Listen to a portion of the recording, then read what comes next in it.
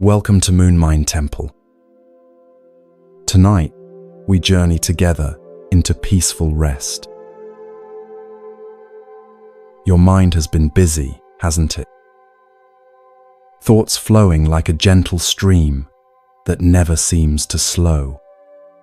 Perhaps someone's words are still echoing softly in your awareness. Or you find yourself wondering, gently wondering, about things that have already passed. Tonight, we'll learn the ancient art of letting your mind settle, like watching snow fall on a quiet winter evening. Soft, natural, peaceful. Close your eyes and feel your body melting into this moment. Notice how your breath moves in and out like gentle waves on a calm shore. This natural rhythm is your first teacher tonight. It knows how to flow without effort, how to release without losing anything precious. In the quiet mountains of ancient China, there lived a wise teacher named Yunmen. One peaceful afternoon, a young student came to him. The student's heart was heavy with thoughts about his family far away.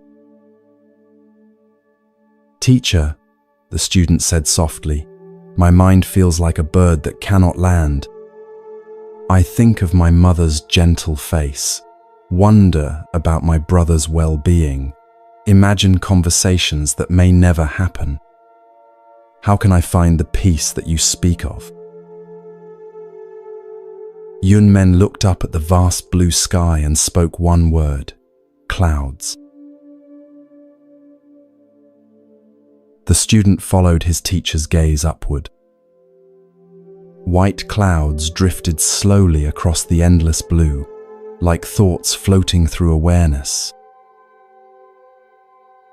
"Watch them," Yunmen whispered. "See how they move, without struggle. The sky doesn't push them away or pull them close. It simply holds them with infinite gentleness as they pass."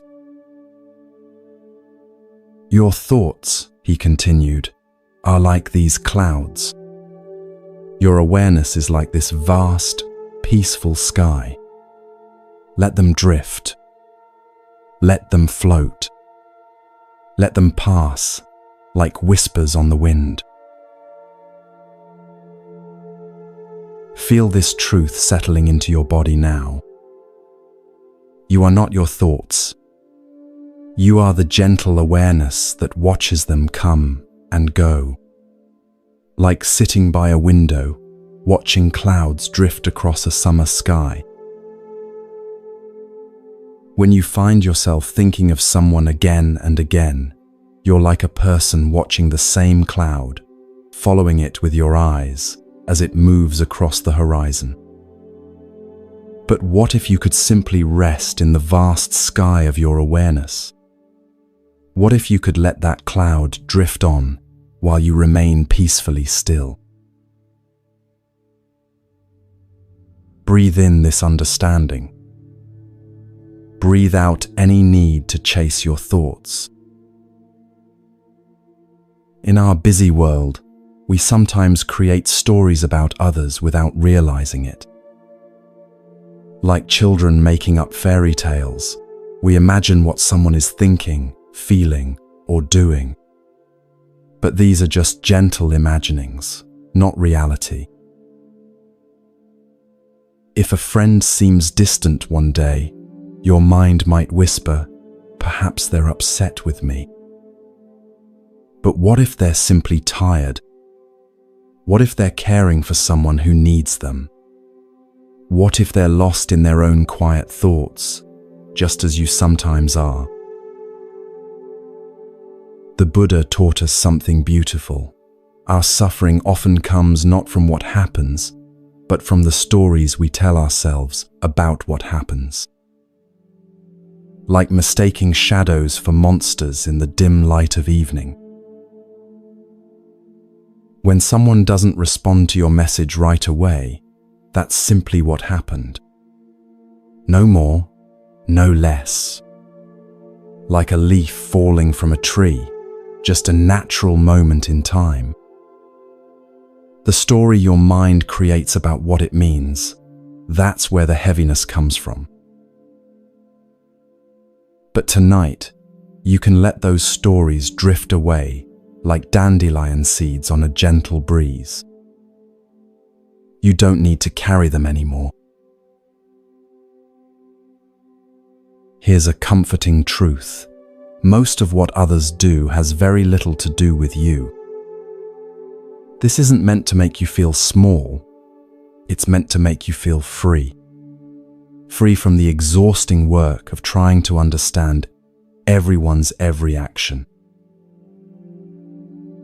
Imagine walking through a peaceful garden, so absorbed in the beauty around you that you don't notice an old friend sitting on a distant bench.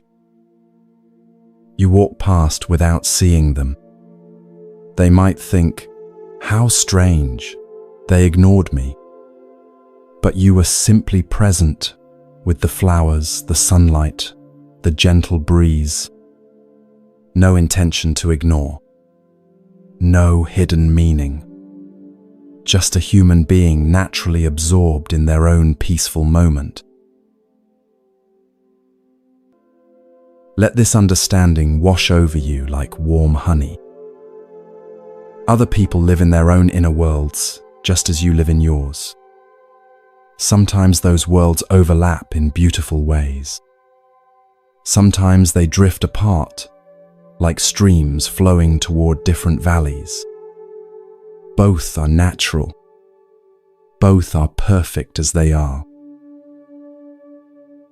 Tonight, practice watching your thoughts the way you might watch butterflies in a summer meadow. See them flutter in. Notice their colors, their patterns. Watch them flutter away. No need to catch them or keep them. Just gentle observation. Just peaceful watching. Your breath continues its natural rhythm. Your heart beats with perfect timing. Your body knows exactly how to rest and restore itself. There's an ancient wisdom flowing through you that needs no guidance from your thinking mind.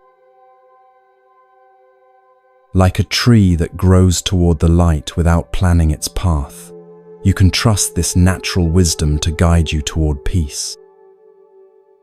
You don't need to figure everything out tonight. You don't need to solve any puzzles or answer any questions. You simply need to rest in the knowing that all is well. Feel your body sinking deeper into comfort. Feel your mind becoming as spacious as the evening sky. You are held by something larger than your thoughts, something more peaceful than your worries, something more loving than your fears. The ancient teachers who discovered these truths are with you now in spirit. Their wisdom flows through these words like a gentle river of peace. Let it carry you deeper into rest. Let it wash away anything that no longer serves you. Let it remind you of the perfect peace that has always been your true nature.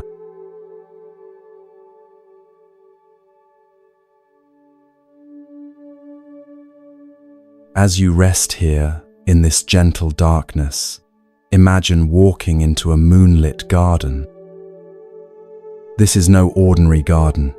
It's a place where the ancient masters came to practice the sacred art of release. Each flower here represents something you've been holding on to. Each pathway leads toward deeper freedom. There's a story whispered among the old temples about a tea master named Rikyu, who lived 400 years ago in Japan.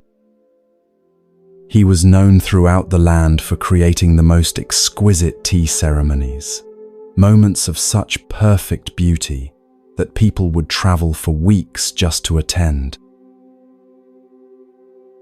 But Rikyu had a secret sorrow.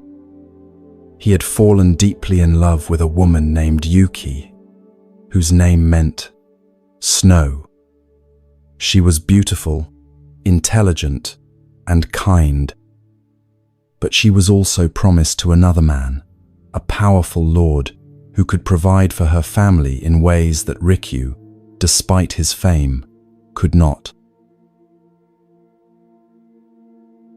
Every morning, Rikyu would prepare tea and imagine Yuki sitting across from him. He would picture her delicate hands holding the ceramic cup, imagine the conversations they might have, dream of a life where they could be together. His tea ceremonies became more elaborate, more beautiful, as if creating perfect moments could somehow change his reality. One evening, as cherry blossoms fell like gentle tears outside his window, Rikyu realized something profound. He wasn't loving Yuki, he was loving his idea of loving Yuki. He was clinging to a dream that existed only in his mind, while the real Yuki was living her actual life somewhere else entirely. That night, Rikyu performed one final tea ceremony. But this time, he prepared tea for no one but himself. As he lifted the cup to his lips, he whispered a prayer of gratitude for having known love, even if he couldn't possess it. Then he released his grip on the dream. Not with bitterness or anger, but with the gentle grace of cherry blossoms falling naturally when their time has come. The next morning, Rikyu's tea ceremonies became even more beautiful than before. But now they carried a different quality, not the desperate beauty of someone trying to control life, but the effortless beauty of someone who had learned to dance with it. Feel this story settling into your heart, like morning dew on grass. Rikyu discovered what the Buddha called one of life's greatest truths. We suffer not because we love, but because we grasp. There's a difference between holding someone gently in your heart and clutching them desperately in your mind. Think of how you hold a soap bubble. Cup your hands too tightly, and it bursts. Hold your hands too loosely, and it floats away. But find that perfect, gentle curve of your palms, and the bubble can rest there, rainbow colors dancing on its surface, beautiful and free. This is how love is meant to be held. In your own life, perhaps you've found yourself creating elaborate mental ceremonies around someone. Checking their social media like Rikyu, preparing his perfect tea settings. Imagining conversations like he imagined Yuki's presence. Trying to create perfect moments in your mind because the real moments feel beyond your control. But what if tonight, like Rikyu, you could perform your own ceremony of release? Not a ceremony of giving up or pushing away, but a ceremony of loving so purely that you set the other person free to be exactly who they are. Breathe in this possibility. Breathe out any need to control how someone else feels about you. The ancient Zen masters had a saying, "If you meet the Buddha on the road, kill him." This sounds shocking until you understand its meaning. It means that even your ideas about enlightenment, about perfection, about how things should be, these too must be released. Even your image of the perfect relationship, the perfect response, the perfect outcome. When you think about someone constantly, you're often thinking about your idea of them, not the actual person. You're loving a character in a story your mind has written. But real people are so much more complex, so much more surprising, so much more beautifully imperfect than any story could capture. Imagine you have a photograph of a flowing river. You might treasure that photograph, study every detail, carry it with you everywhere. But would you mistake the photograph for the actual river? The real river is always changing, always moving, always alive with new currents and new reflections. Your mental image of someone is like that photograph, a beautiful moment frozen in time, but not the living, breathing, ever-changing reality of who they are. Here in this moonlit garden of release, you can begin to practice a different kind of love. Love that says, I care about you so much that I release my need to understand everything about you. Love that whispers, I wish you happiness, even if that happiness doesn't include me. Love that flows like water, touching everything, clinging to nothing. There's an old Sufi poem that goes, love is the bridge between you and everything. But bridges don't possess what they connect. They simply allow passage. They facilitate connection without demanding ownership. This is the love that brings peace instead of suffering. As your body continues to relax into this soft darkness, practice releasing one small grip at a time. Maybe it's the need to know exactly what someone thinks of you. Maybe it's the desire to control when they respond to your messages. Maybe it's the fantasy of a perfect future together, or the regret about a perfect past that's gone. With each exhale, imagine one of these grips loosening, like untying knots in silk ribbon, gently, patiently, without force. Feel how much lighter you become as each knot comes undone. The Buddha taught that everything in life is impermanent, always changing, always flowing, always in motion. The person you're thinking about is not the same person they were yesterday, and they won't be exactly the same person tomorrow. You're not the same person either. Everything is like clouds in the sky, like waves in the ocean, like seasons of the year, constantly transforming.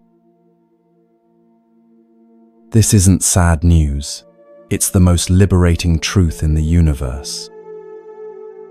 It means that no pain lasts forever. No difficulty is permanent. No pattern of thinking is set in stone. Right now, in this very moment, you can begin to change your relationship with your thoughts. Right now, you can start practicing the ancient art of loving release. Think of autumn trees letting go of their leaves. They don't hold on out of fear that they'll never be beautiful again. They trust the natural cycle of life. They know that letting go is not loss, it's preparation for new growth.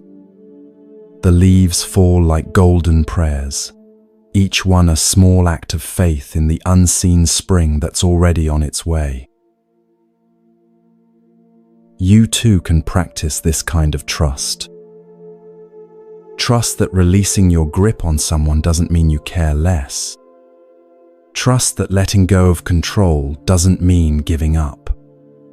Trust that love can flow even more freely when it's not trapped behind the dam of your desperate thinking. As you rest here in this sacred space between sleeping and waking, between thinking and being, Feel yourself becoming like those autumn trees. Feel yourself learning the ancient wisdom of graceful release. Each thought you let go becomes like a golden leaf falling softly to the earth, nourishing the soil for whatever wants to grow next in your life. The night air is soft against your skin. Your breath is slow and natural. Your heart beats with the same rhythm that has sustained countless beings before you. You are part of something much larger than your individual thoughts and worries. You are held by the same love that moves the stars and grows the flowers. Rest in this knowing. Trust this ancient rhythm. Let yourself be carried by the gentle current of life itself.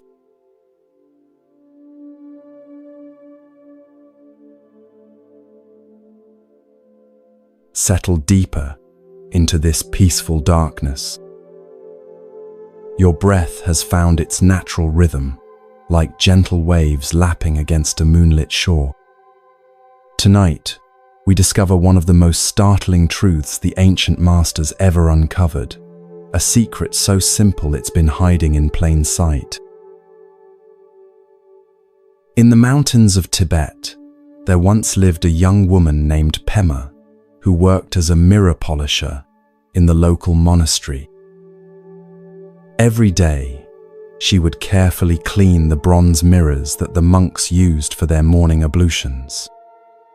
She took great pride in making each surface perfectly clear, perfectly reflective. But Pema had a problem that tormented her day and night. She was convinced that everyone in the monastery was constantly judging her work, her appearance, her every movement. When the head monk passed by without speaking, she was certain he disapproved of her mirror polishing. When the cook smiled at her, she wondered if it was a mocking smile. When other servants whispered among themselves, she was sure they were talking about her mistakes. One morning, an old master named Tenzin found Pema crying beside a pile of freshly polished mirrors. "Child," he asked gently, "what brings such sorrow to your heart?"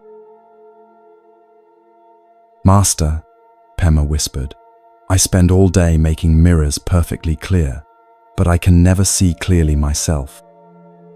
Everyone here must think I'm foolish, clumsy, unworthy. I catch them looking at me, and I know they're thinking terrible thoughts about who I am." Old Tenzin picked up one of her perfectly polished mirrors and held it up to catch the morning sunlight. "Tell me, dear one, what do you see in this mirror?" "I see my face, master. My worried expression, my imperfect features." "And what does the mirror think about your face?" Pema looked confused. "Master, mirrors don't think. They just reflect what's placed in front of them." "Exactly," Tenzin smiled. "This mirror doesn't judge your beauty or ugliness. It doesn't prefer one face over another. It doesn't have opinions about what it shows. It simply reflects, clearly and without commentary." He paused, letting this sink in. "Now tell me, when you look at other people, what are you really seeing? Are you seeing them clearly, like this mirror? Or are you seeing your own thoughts about what they might be thinking about you?" This question changed Pema's life forever. She realized she had been living in a house of mirrors, but all the mirrors were reflecting her own thoughts back to her. She wasn't seeing other people at all. She was seeing her own fears, insecurities, and assumptions projected onto everyone around her. Feel this truth settling into your awareness like gentle rain soaking into dry earth. When you worry about what someone thinks of you, you're rarely dealing with what they actually think. You're dealing with what you think they think. You're arguing with voices in your own head, not with real people in the real world. The Buddha taught something revolutionary. Most of our suffering comes from mistaking our thoughts about reality for reality itself. It's like looking at the moon's reflection in a lake and trying to touch the moon by reaching into the water. The reflection seems real, but your hand passes right through it. Think about the last time you were certain someone was upset with you. Maybe they seemed quieter than usual, or they took longer to respond to a message. Your mind immediately created a story. They're angry. I must have done something wrong. They probably don't want to be around me anymore. But what if they were simply tired? What if they were dealing with family stress, work pressure, or just feeling overwhelmed? What if your story was completely wrong? Here's what's beautiful and terrifying about this realization. If most of what you think others think about you is actually just your own mental projection, then you've been the author of your own suffering. But that also means you have the power to write a different story. There's an ancient Zen saying, "You are perfect as you are, and you could use a little improvement." This playful paradox points to something profound. The improvement isn't about changing who you are, it's about changing how clearly you see. Imagine you're wearing sunglasses with heavily tinted lenses, but you've forgotten you have them on. Everything looks darker than it really is. You might think the world has become a gloomy place, when actually you just need to remove the glasses. Your thoughts about what others think of you are like those forgotten sunglasses. They color everything you see, but they're not part of the actual scenery. Most people are far too busy with their own inner worlds to spend much time judging yours. Right now, someone you're worried about might be wondering if you like them. Someone you think disapproves of, you might actually admire you but be too shy to say so.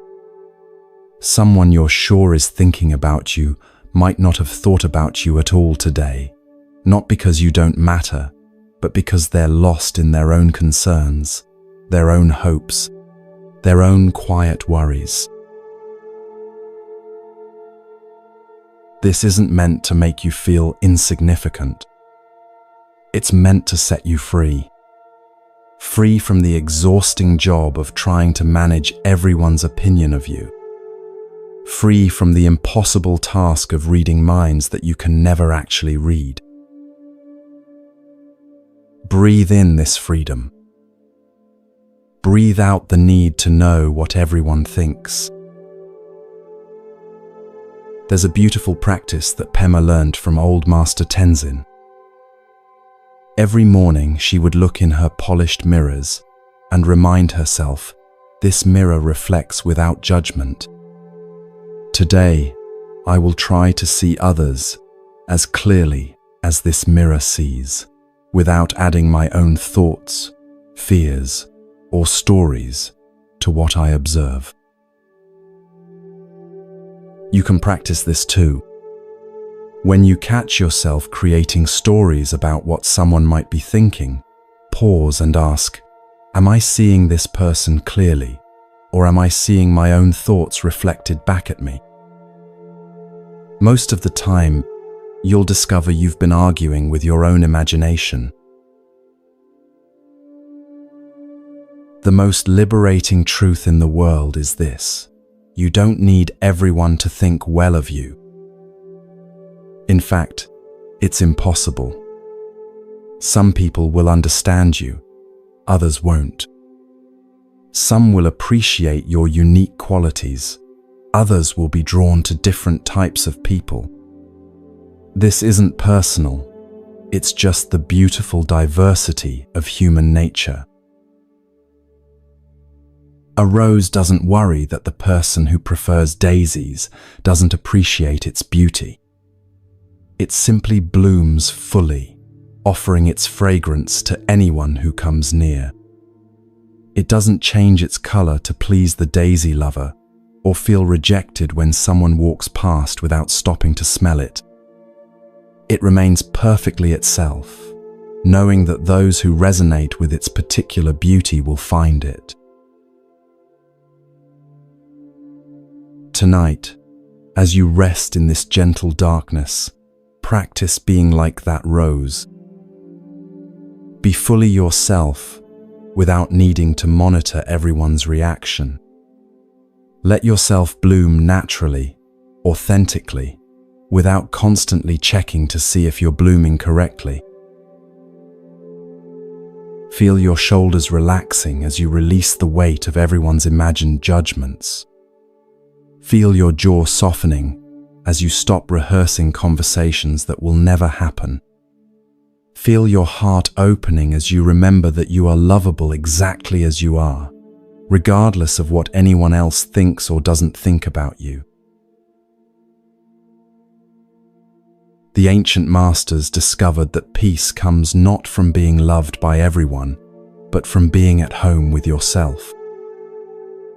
When you stop seeking approval in others' eyes, you can finally see the approval that has always been shining in your own heart. When you stop trying to read everyone's mind, you can finally rest in the quiet wisdom of your own. Rest now in this knowing. You are enough. You have always been enough. The opinions of others, real or imagined, cannot change this fundamental truth. You are held by something larger than any human judgment, the same love that guides stars in their courses and teaches flowers when to bloom. Trust this love. Rest in this love. Let it carry you deeper into the peaceful sleep that has been waiting for you all along.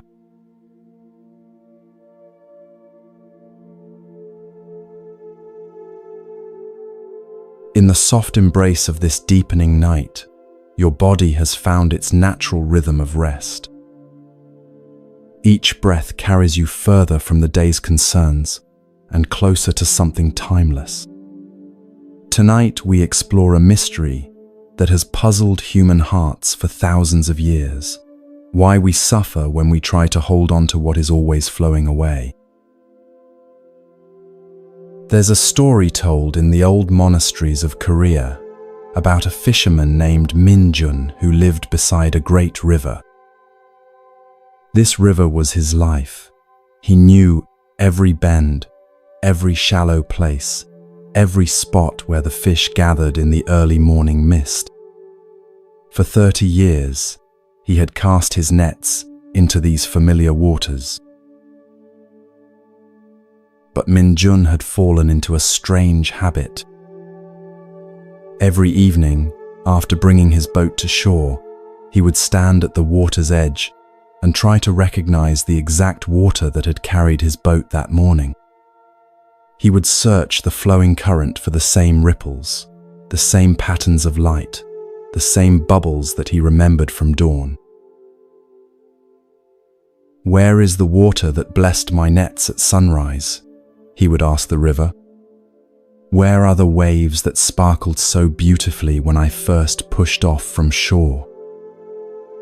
Night after night, he stood there searching, growing more frustrated as the water flowed endlessly past, never bringing back the exact moment he was trying to recapture. One evening, an old monk traveling along the riverbank noticed Min-jun's nightly ritual. He watched the fisherman standing knee-deep in the current, cupping water in his hands letting it slip through his fingers with a look of profound loss. "Friend," the monk called gently, "what are you seeking in those waters?" Minjun looked up with tears in his eyes. "Master, I'm trying to find this morning's river. The water that carried me to the best fishing I've had in years. The waves that reflected the sunrise so perfectly, it took my breath away. But no matter how hard I look, I can never find those same waters again." The old monk waded into the river beside him. "Tell me," he said, scooping up a handful of the flowing water, "is this the same river you fished in this morning?" "Yes," Minjun replied, confused. "And yet," the monk continued, letting the water flow through his fingers, "is this the same water?" Minjun watched the water disappear downstream and suddenly understood. "No," he whispered. "It's the same river, but completely different water." "Exactly," the monk smiled. "The river remains, but the water is always new. You can never step into the same river twice, because it's not the same river, and you're not the same person. Everything flows. Everything changes. The beauty isn't in holding on to any particular moment. It's in learning to love the flowing itself." Feel this ancient wisdom washing over you like gentle waves. The person you're thinking about, the relationship you remember, the conversation you keep replaying, they're all like that morning river water that Minjun could never find again. Not because they weren't real or beautiful, but because they were part of the natural flow of time. The Buddha taught that one of our deepest sources of suffering is trying to make permanent what is inherently impermanent. It's like trying to freeze a sunset or capture the wind in a jar. The very attempt destroys the beauty we're trying to preserve. Think about a time when you were completely happy with someone. Maybe you were laughing together, sharing a perfect moment of connection. In that instant, everything felt right with the world. But then, perhaps without realizing it, you tried to make that moment last forever. You began analyzing it, trying to understand exactly what made it so special, attempting to recreate those same conditions again and again. But moments of joy are like cherry blossoms. Their beauty lies partly in their brief, unrepeatable nature. The Japanese have a word for this, mono no aware, the bittersweet awareness of the impermanence of all things. It's not sadness, exactly, but a deep appreciation that includes the knowledge that nothing lasts forever. When you constantly think about someone, you're often trying to hold on to a version of them that existed in a particular moment. Maybe it's how they looked at you during your first conversation. Maybe it's how they made you feel on a day when everything seemed possible. Maybe it's the potential you glimpsed in what you could be together. But people, like rivers, are always flowing, always changing. The person you're remembering has had thousands of experiences since that moment you're holding on to. They've grown, learned new things, been influenced by conversations you weren't part of, developed new interests, faced challenges that have shaped them in ways you may never know. They are like today's river water, connected to what came before, but fundamentally new. And you? You are also flowing, also changing, also becoming someone new with each passing moment.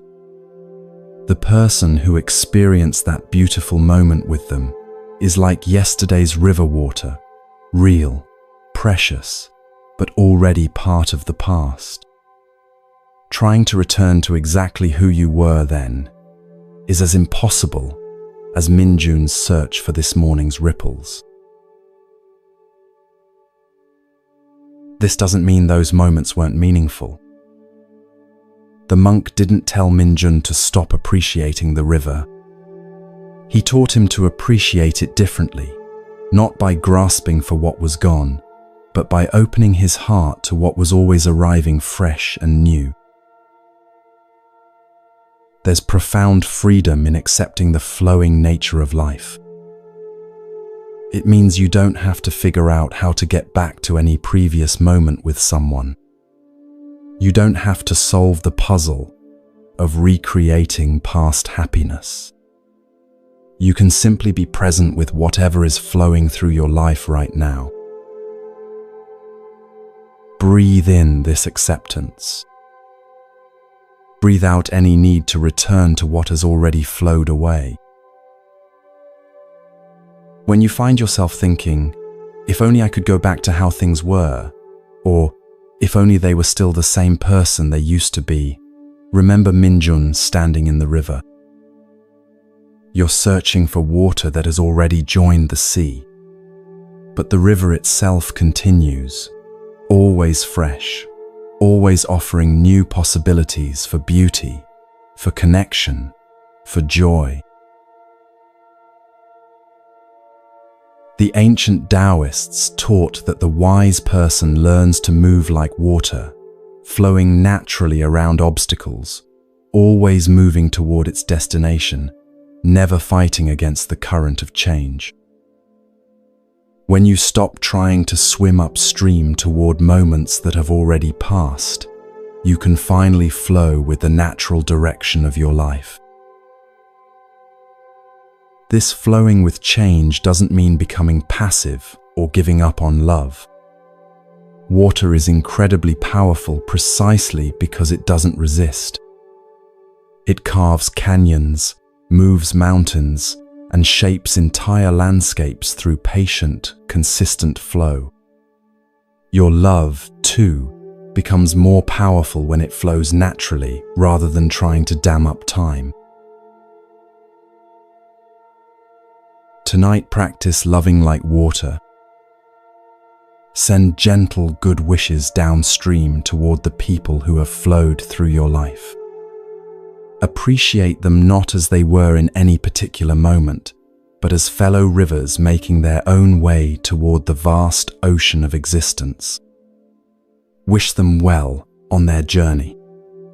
Trust that your paths may converge again in new and beautiful ways, or that they may flow toward different valleys, and that both possibilities are perfect expressions of life's natural wisdom. Feel yourself relaxing into this natural flow. Your body knows how to change and renew itself continuously. Your breath flows in and out without your control. Your heart beats with a rhythm that has been flowing since before you were born and will continue flowing until you rejoin the great river of existence from which you came. You are part of something much larger than your individual story, part of the endless flowing of life itself. Rest in this current. Trust this movement. Let yourself be carried by the ancient rhythm that knows exactly where you need to go, even when your thinking mind cannot see around the next bend in the river. All is flowing as it should. All is well. All is carrying you home to the peace that flows beneath all change.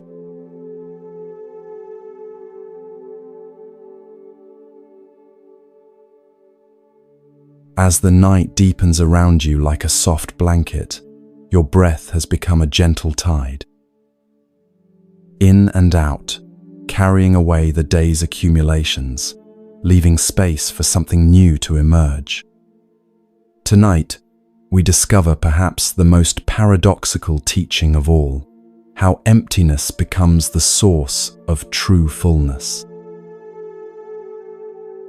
In the bamboo forests of ancient Vietnam, there lived a potter named Linh, who was famous throughout the region for her beautiful tea bowls.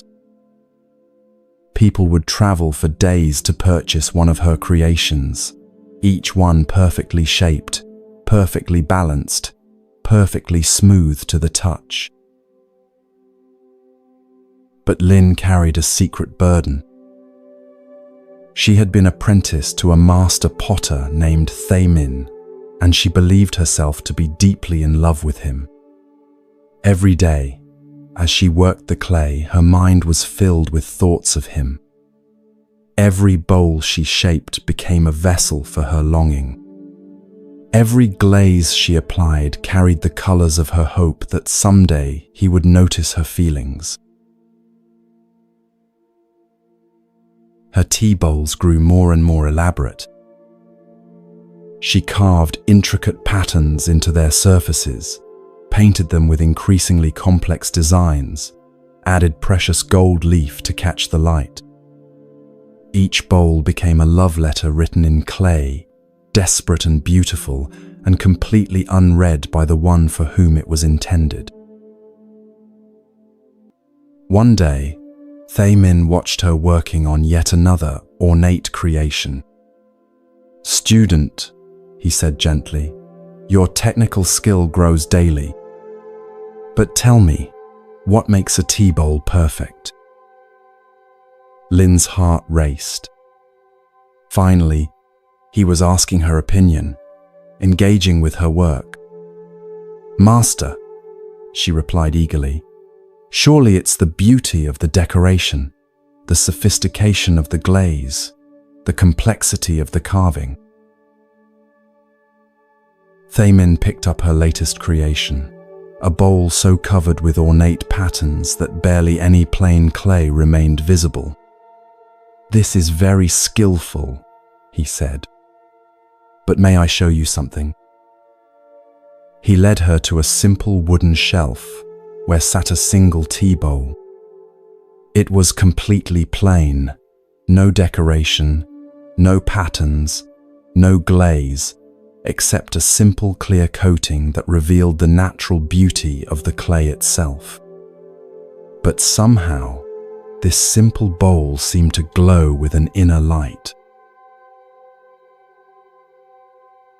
"This bowl," Thay Minh said, "was made by my own teacher 50 years ago. Do you know what makes it perfect?" Linh studied the bowl carefully. I don't see anything special about it, Master. It's so plain, so empty of decoration." "Exactly," Thay Minh smiled. "It's empty. And because it's empty, it can hold anything. Tea, flowers, rice, water, whatever is needed. Your beautiful bowls are so full of decoration that they can only hold what you've decided they should hold. This simple bowl is so empty that it can hold the whole world." He paused, letting her absorb this teaching. The same is true of the heart, dear student. When your heart is full of your own ideas about love, your own plans and expectations and desires, it becomes like your decorated bowls, beautiful but limited. When your heart empties itself of all these decorations, it becomes like this simple bowl, able to hold whatever love wants to bring. Feel this teaching settling into your awareness like rain soaking into thirsty earth.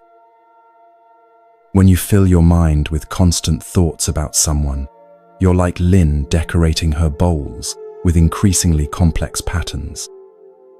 Each thought, each fantasy, each worry becomes another layer of decoration that actually limits your capacity to receive real love, real connection, real presence. The Zen masters discovered something revolutionary. The fullest life comes from the emptiest mind. Not empty in the sense of blank or lifeless, but empty like space itself, vast, open, able to contain stars and galaxies without being crowded. Think about the space in your room right now. That space seems like nothing, doesn't it? But without it, there would be no room for furniture, no room for you, no room for anything to exist.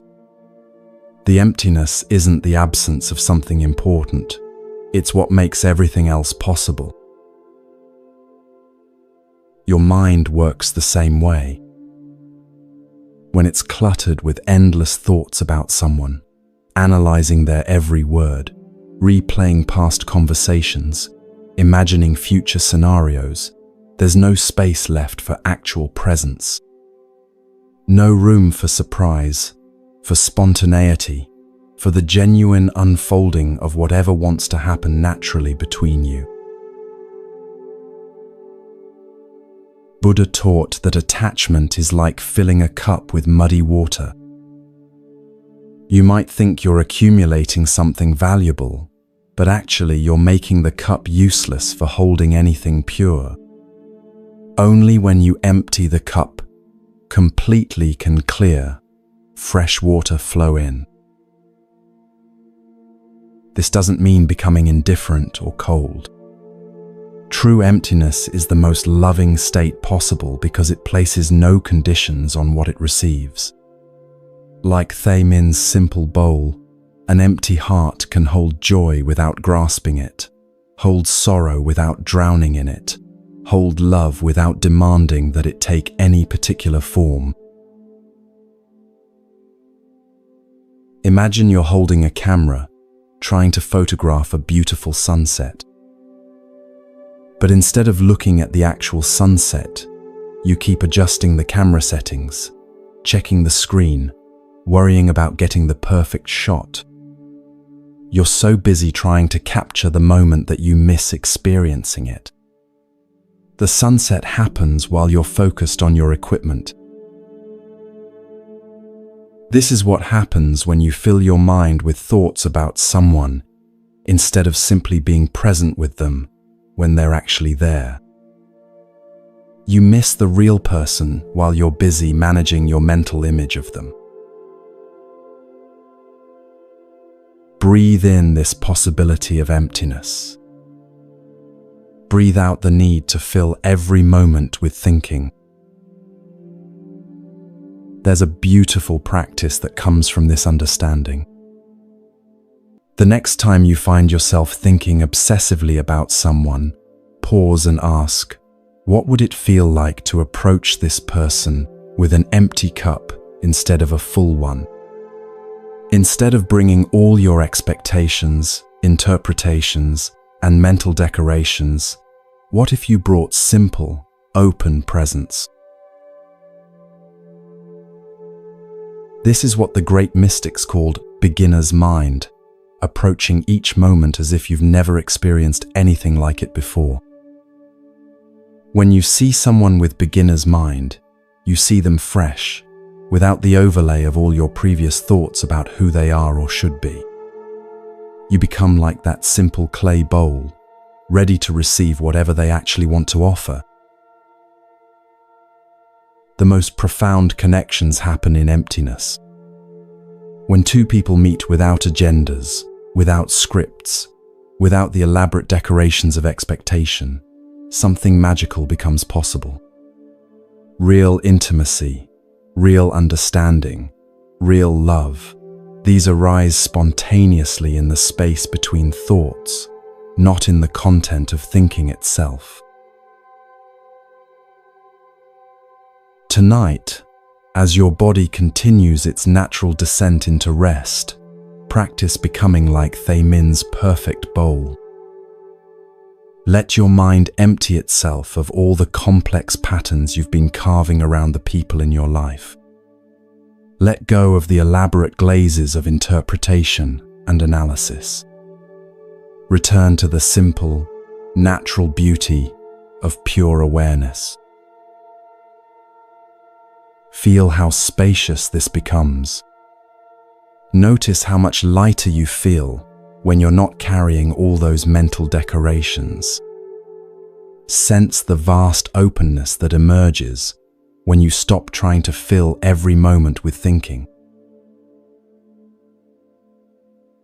In this emptiness, paradoxically, you become full of presence, full of peace, full of love that doesn't depend on any particular outcome. You become a space where miracles can happen naturally, where connection can flow without obstruction, where life can surprise you in ways your thinking mind could never plan or predict. Rest now in this perfect emptiness that contains everything. Like the space between musical notes that makes the melody possible, like the silence between words that gives them meaning, you are the conscious emptiness in which all experience arises and dissolves. This is your true nature, not the thoughts that come and go, but the spacious awareness that remains constant through all change. Sleep in this knowing. Dream in this vastness. Wake tomorrow from this same perfect emptiness that is your deepest home.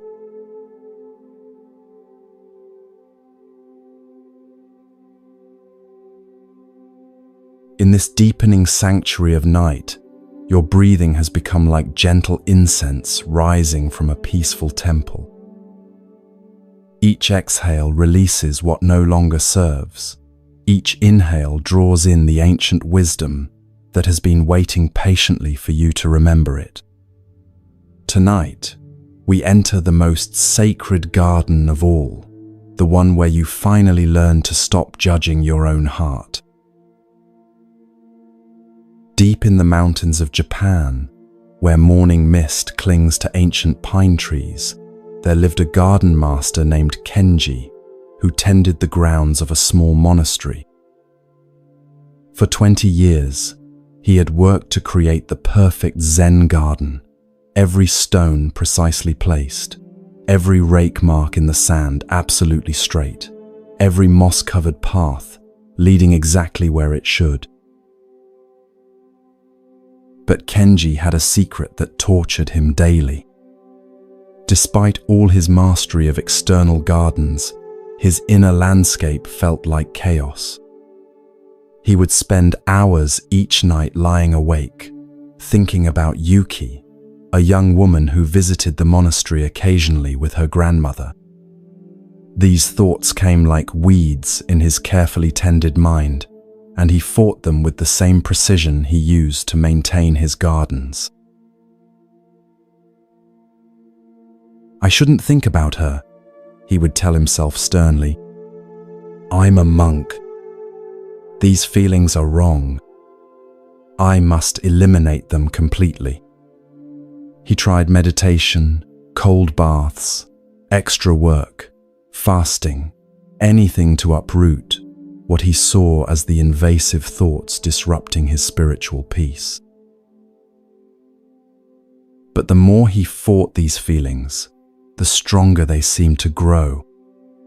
Like trying to hold a beach ball underwater, his suppressed thoughts would pop up with even greater force when he least expected them. During morning prayers, while raking the sand, even while teaching young students about mindfulness, Yuki's gentle smile would appear in his awareness, and he would feel like a failure as both a monk and a human being. One autumn evening, the old abbot found Kenji sitting in his garden, tears streaming down his face as he stared at a section where weeds had grown through his perfectly raked sand. "Master," Kenji said brokenly, "I cannot even maintain this simple garden properly. How can I hope to cultivate wisdom when I cannot control my own mind?" The abbot sat beside him on the cool earth. "Tell me, Kenji, What do you see when you look at these weeds? I see disorder, Kenji replied. Imperfection. Things growing where they shouldn't be. Evidence of my failure to maintain proper discipline. The old abbot smiled gently and plucked one of the small wildflowers that had sprouted between the carefully placed stones. And what does this flower see when it looks at itself? Kenji looked confused. Master, flowers don't judge themselves. Exactly, the abbot nodded. This flower doesn't worry that it's growing in the wrong place. It doesn't compare itself to the carefully cultivated plants in other parts of the garden. It simply grows toward the light with perfect naturalness. It blooms where it finds itself, without apology or shame. He paused, letting this sink in. Tell me, dear student, in all of nature, have you ever seen a flower that grew wrong? This question opened something profound in Kenji's understanding. He began to see that his thoughts about Yuki weren't invasive weeds disrupting some perfect garden of spirituality. They were simply human feelings arising naturally in a human heart. The suffering came not from having these feelings, but from judging them as wrong, from trying to force his inner landscape to conform to some idealized image of what a monk should feel. Feel this gentle revolution settling into your own heart. How much energy have you spent judging your thoughts about someone as wrong, inappropriate, or embarrassing? How often have you told yourself you should stop thinking about them, should stop caring so much, should be stronger, or wiser, or more detached? The Buddha taught something radical for his time and ours. The path to freedom doesn't begin with eliminating difficult emotions. It begins with accepting them as natural phenomena, like weather passing through the sky of your awareness. You don't judge clouds for being cloudy, or rain for being wet. They're simply expressing their nature. Your feelings about someone are like wildflowers growing in the garden of your heart. They didn't ask permission to grow there. They arose from conditions beyond your control, a chance meeting, a moment of connection, the mysterious chemistry of human attraction or love. Fighting them is like fighting the fact that spring follows winter or that water flows downhill. This doesn't mean you have to act on every feeling or let emotions run your life. The wildflower in the abbot's hand bloomed beautifully without taking over the entire garden. Your feelings can exist naturally without dominating your entire experience. Think about a time when you felt ashamed of how much you were thinking about someone. Maybe friends told you to just get over it, or stop being so obsessed. Maybe you told yourself these things. But what if there was nothing wrong with your feelings? What if the only problem was the war you declared against your own heart? There's profound wisdom in the way wildflowers grow. They don't waste energy arguing with their circumstances. They don't spend time wishing they were different flowers or growing in different soil. They simply receive whatever light is available and bloom as fully as possible where they find themselves. Breathe in this acceptance of your own natural flowering. Breathe out any shame about the thoughts and feelings that have grown in your heart. The ancient masters discovered that what we resist persists, and what we accept transforms. When Kenji stopped fighting his feelings about Yuki, something beautiful happened. The obsessive quality began to fade naturally, like wildflowers that bloom magnificently and then, having expressed their nature fully, quietly release their seeds and return to the earth. This doesn't mean his feelings disappeared overnight, but they stopped being a source of suffering because he stopped making them wrong. He could acknowledge them with the same gentle appreciation he showed for unexpected flowers in his garden. Ah, here's a feeling of longing. How interesting. How human. How perfectly natural. Tonight, practice being the gardener of your own heart, who has learned to see beauty in whatever grows there. When a thought about someone arises, instead of immediately trying to weed it out, pause and observe it with curiosity. What color is this feeling? What shape does this longing take? How does this particular variety of care express itself in the garden of your awareness? You might discover that when you stop calling your feelings weeds, they begin to behave more like wildflowers, blooming naturally, adding unexpected beauty to your inner landscape, and then gracefully completing their cycle without causing the drama that resistance creates. The most beautiful gardens aren't the ones where everything is rigidly controlled. They're the ones where cultivated intention dances harmoniously with natural spontaneity. Your heart can be this kind of garden, tended with love, but not tyrannized by perfection. There's an old saying, the flower that blooms in adversity is the most rare and beautiful of all. The feelings you've been judging as wrong, inappropriate, or inconvenient may actually be the most authentic expressions of your capacity to love. They deserve the same gentle appreciation you would give to any natural wonder. Rest now in this garden where nothing grows wrong. Feel your heart expanding to include all the feelings you've been trying to eliminate.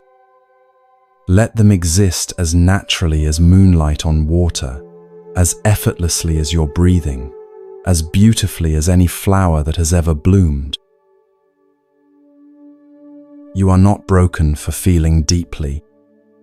You are not weak for thinking often about someone who touched your heart.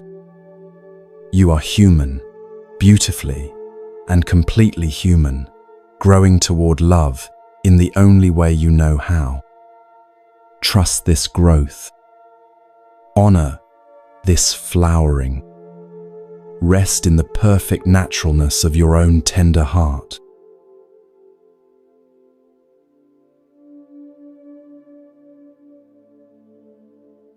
As the night wraps around you like a mother's embrace, your awareness has become like still water reflecting moonlight. Each breath draws you deeper into the mystery we explore tonight, the profound difference between the love that grasps and the love that liberates both giver and receiver. In the mist-covered hills of ancient Tibet, there stood a monastery famous for its bell tower. The bell was said to have been crafted by a master metalsmith who poured his entire heart into its creation. When rung, it produced the most beautiful sound anyone had ever heard, pure, clear notes that seemed to carry prayers directly to the heavens. A young monk named Tenzin was assigned to ring this bell each dawn and dusk. At first, he approached the task with reverence and joy.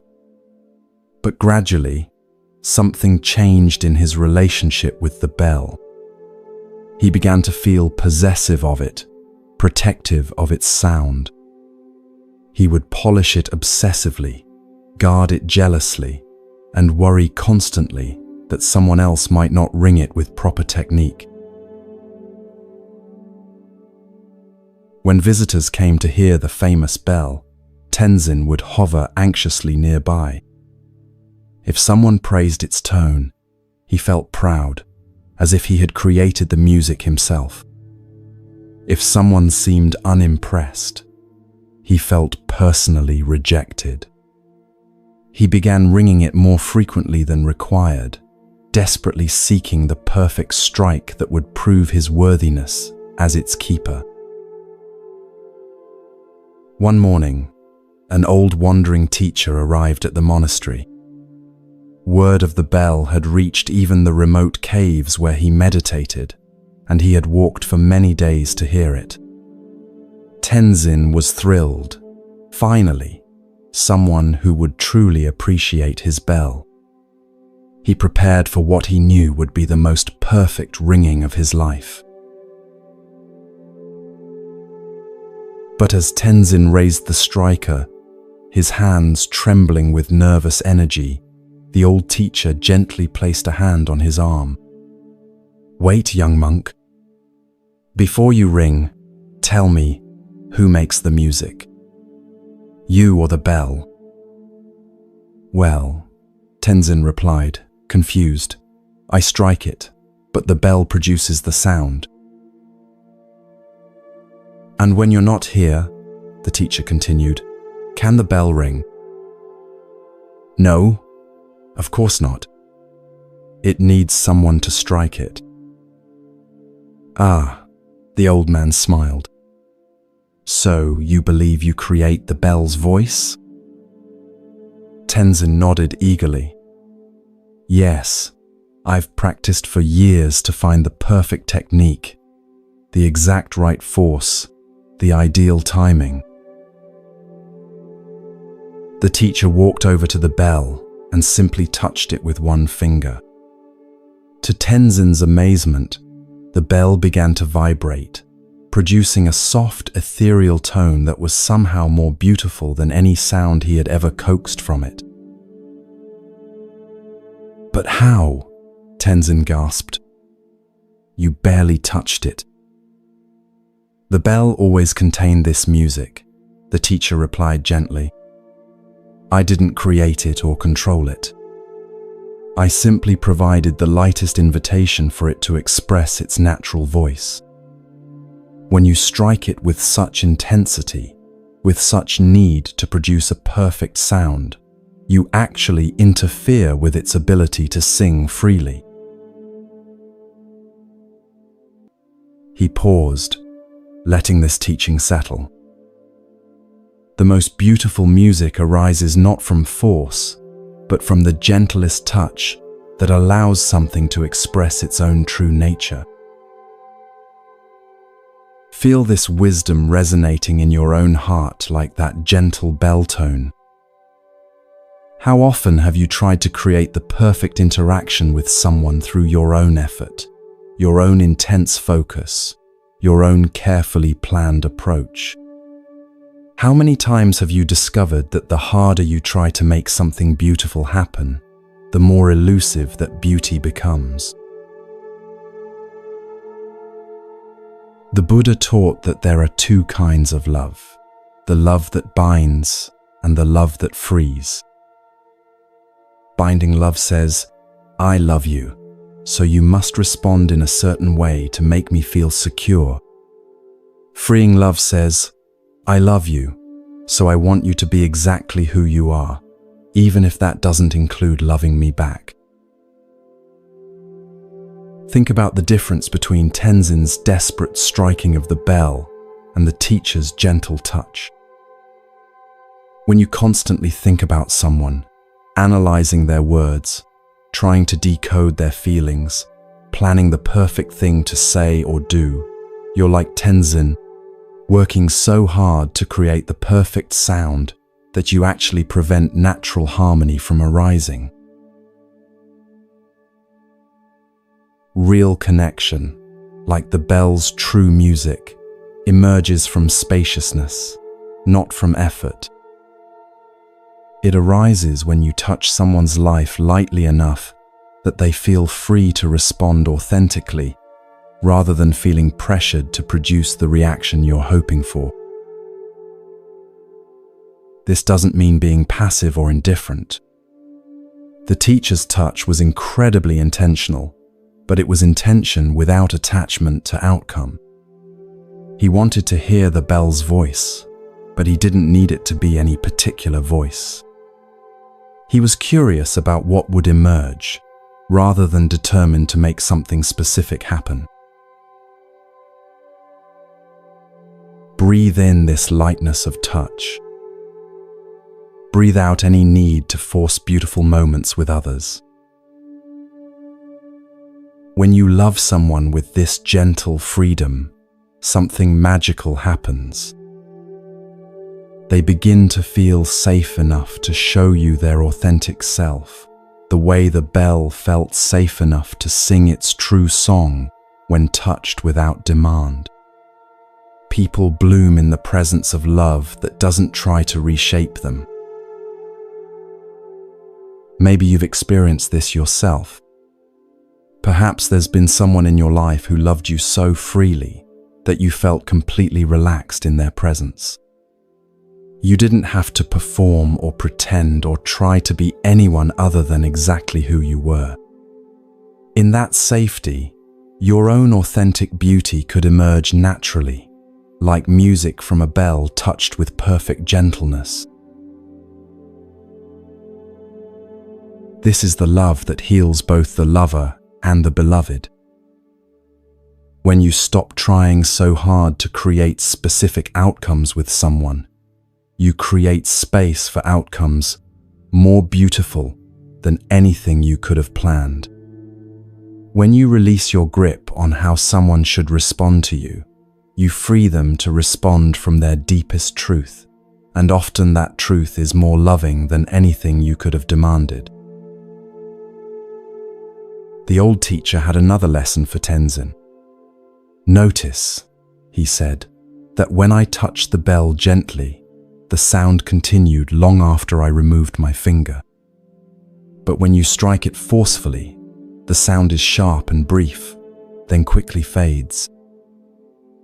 True love works the same way," he continued. A gentle touch of authentic care can resonate in someone's heart for years. But love that demands, that grasps, that tries too hard, it makes a lot of noise initially, but leaves no lasting vibration. Think about the people who have touched your life most deeply. Were they the ones who pursued you most intensely, who thought about you constantly, who tried hardest to win your affection? Or were they the ones who offered their care so freely that it felt like a gift with no strings attached? Tonight, as you rest in this deepening peace, practice loving like that wise teacher's touch. Send gentle good wishes to the people in your life, but let those wishes be like fingertips barely brushing a bell, light enough to invite their true nature to emerge, free enough to allow whatever response feels authentic to them.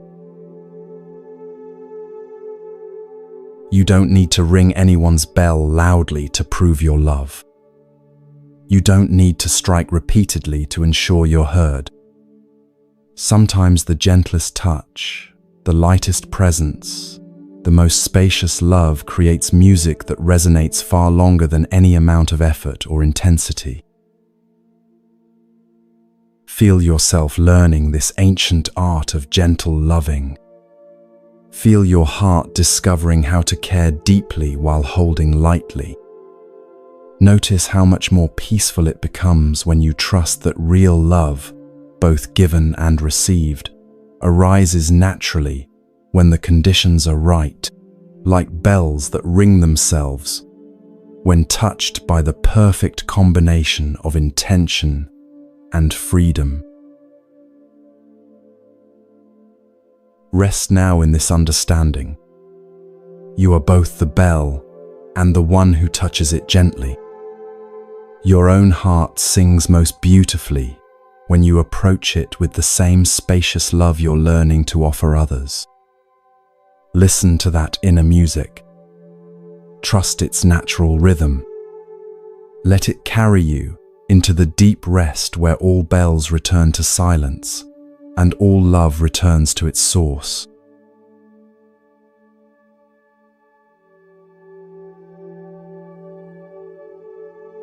The darkness around you has become a friend now, hasn't it? Each word we've shared has been like a smooth stone dropped into the still pond of your awareness, creating ripples that reach places your conscious mind cannot follow. But tonight, we must speak of something most people spend their entire lives avoiding: the uncomfortable truth about why we really can't stop thinking about certain people. There was once a merchant in ancient Persia named Darius, who prided himself on his rational mind and disciplined emotions. He ran his business with precision, treated his employees fairly, and maintained cordial relationships with everyone in his community. Darius was respected, successful, and thoroughly convinced that he had mastered the art of living wisely. Then he met Soraya. She was unlike anyone in his orderly world, unpredictable, passionate, sometimes gentle as morning mist, sometimes fierce as a desert storm. When she laughed, it was like music he'd never heard before. When she was quiet, her silence held mysteries that made his chest tight with longing.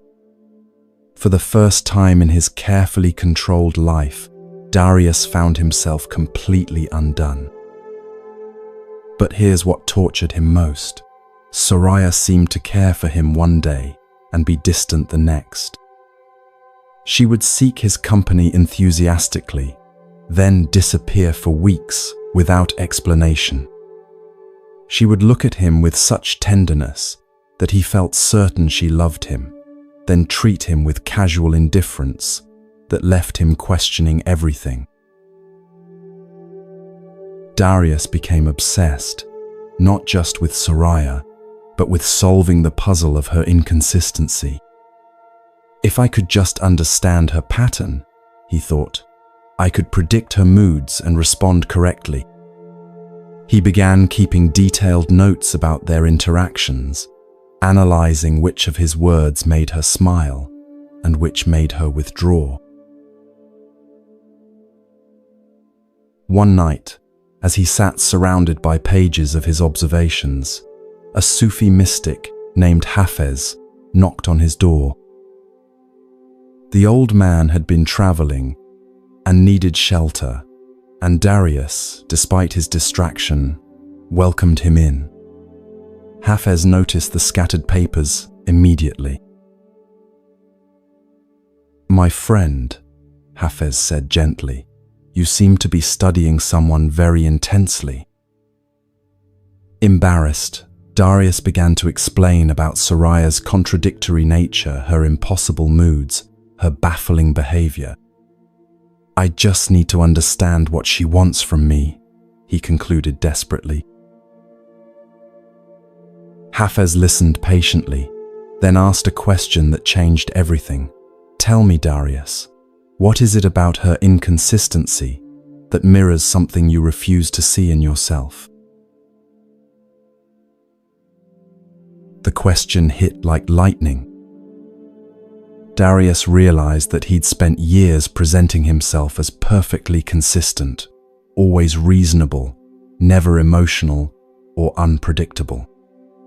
But the truth was, he had his own hidden contradictions, moments of doubt he never admitted, feelings of inadequacy he buried under achievements, a wild, passionate part of himself he disciplined into silence.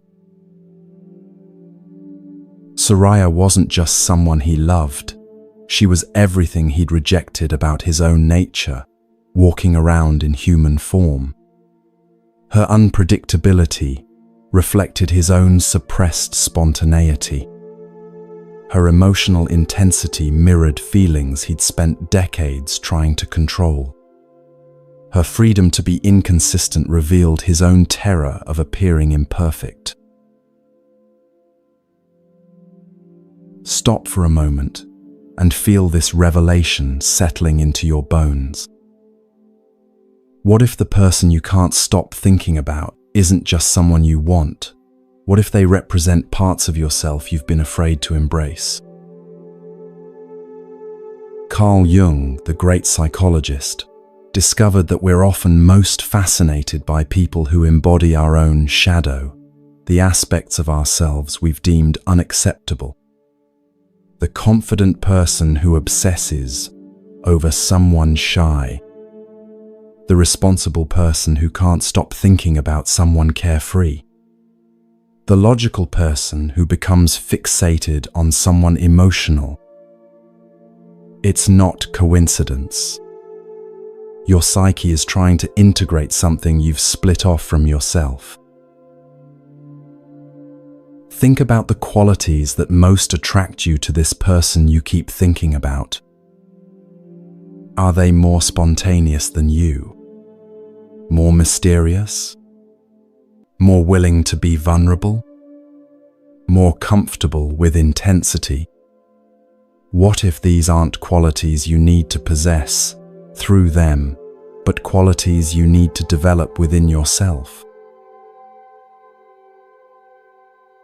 Darius discovered something profound when he stopped trying to decode Soraya and started exploring his own hidden contradictions. He began allowing himself to feel emotions without immediately analyzing them. He let himself be spontaneous occasionally, even if it wasn't perfectly efficient. He embraced the parts of himself that weren't always rational or predictable. And something miraculous happened. His obsession with Soraya began to transform into genuine appreciation. When he stopped needing her to be consistent, he could enjoy her spontaneity.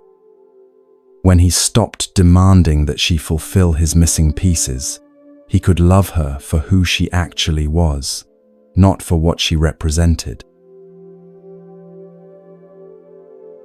This doesn't mean he stopped caring about her, but his caring became lighter, more genuine, less desperate. He realized he'd been trying to love her with parts of himself that didn't even exist yet. Here's the uncomfortable truth most people never discover. You can't fully love someone else until you've made friends with all the parts of yourself. The intensity of your thoughts about another person is often proportional to how much you're rejecting about your own nature. Breathe with this possibility. What if your overthinking isn't really about them at all? What if it's your soul's way of pointing you towards something you need to reclaim within yourself? The mystics knew this secret. They understood that every external relationship is ultimately a conversation with different aspects of our own consciousness. When you're obsessing over why someone is distant, you might need to explore your own relationship with intimacy. When you can't stop wondering why they're so confident, you might need to befriend your own power. When you're fascinated by their emotional freedom, you might need to liberate your own feelings. This isn't psychology, it's ancient wisdom. The Buddha taught that all suffering comes from the illusion of separation. What appears to be out there in another person is always, somehow, also in here, within yourself. Tonight, instead of thinking about what this person means to you, try asking, what does my fascination with them reveal about what I'm ready to accept in myself? Instead of analyzing their behavior, explore what unexpressed part of my own nature is trying to emerge through this attraction. You might discover that your deepest longing isn't really for that person to love you back. Your deepest longing might be to love yourself completely, including the messy, contradictory, beautifully human parts you've been trying to improve or hide. When Darius finally embraced his own complexity, his own right to be inconsistent and emotional and imperfect, something wonderful happened with Soraya too. She didn't suddenly become the stable, predictable partner he'd originally wanted. Instead, they began relating as two whole human beings, rather than two halves seeking completion. Your person in your thoughts, they're not your missing piece. They're your mirror, reflecting back the parts of yourself that are ready to be loved. Stop trying to possess their qualities and start cultivating them within yourself. Stop trying to earn their acceptance and start accepting yourself. Stop trying to solve the mystery of who they are and start embracing the mystery of who you are. The shadow teaches by attraction. What you can't stop thinking about in others is what you can't stop rejecting in yourself. But when you turn toward your own shadow with curiosity instead of judgment, when you welcome home the exiled parts of your nature, something shifts in every relationship you have. You become whole. And whole people don't obsess, they love. They love freely, completely, without the desperate need that comes from inner emptiness. They become magnetic, not because they're trying to attract anyone, but because they've integrated all the scattered pieces of themselves into one beautiful, complex, perfectly imperfect human being. Rest now in this revolutionary possibility. Your thoughts about others are love letters from your soul, pointing you home to yourself.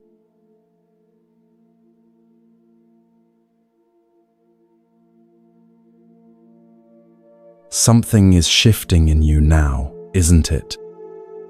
Hours into this gentle journey, your defenses have softened like ice melting in spring sunlight. What began as a search for peace from overthinking has become something deeper, an initiation into truths most people never dare to face. Tonight, we step into the flames that transform everything they touch. In the depths of winter, high in the Himalayas, lived a hermit named Milarepa, who had chosen to spend his life in a cave, meditating on the nature of suffering. But this wasn't spiritual bypassing.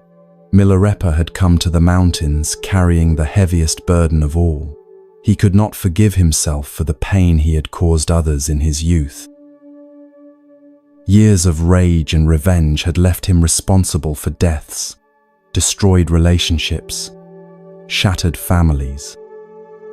Now, alone in his cave, the weight of his actions pressed down on him like mountains piled upon mountains. Every day, the faces of those he had harmed arose in his meditation. Every night, their voices echoed in his dreams. He tried every spiritual practice he knew, mantras, prayers, visualizations, offerings, but nothing could quiet the relentless chorus of regret that filled his mind. He was trapped in the most vicious cycle of all, thinking constantly about people he could never make amends to, mistakes he could never undo, words he could never take back.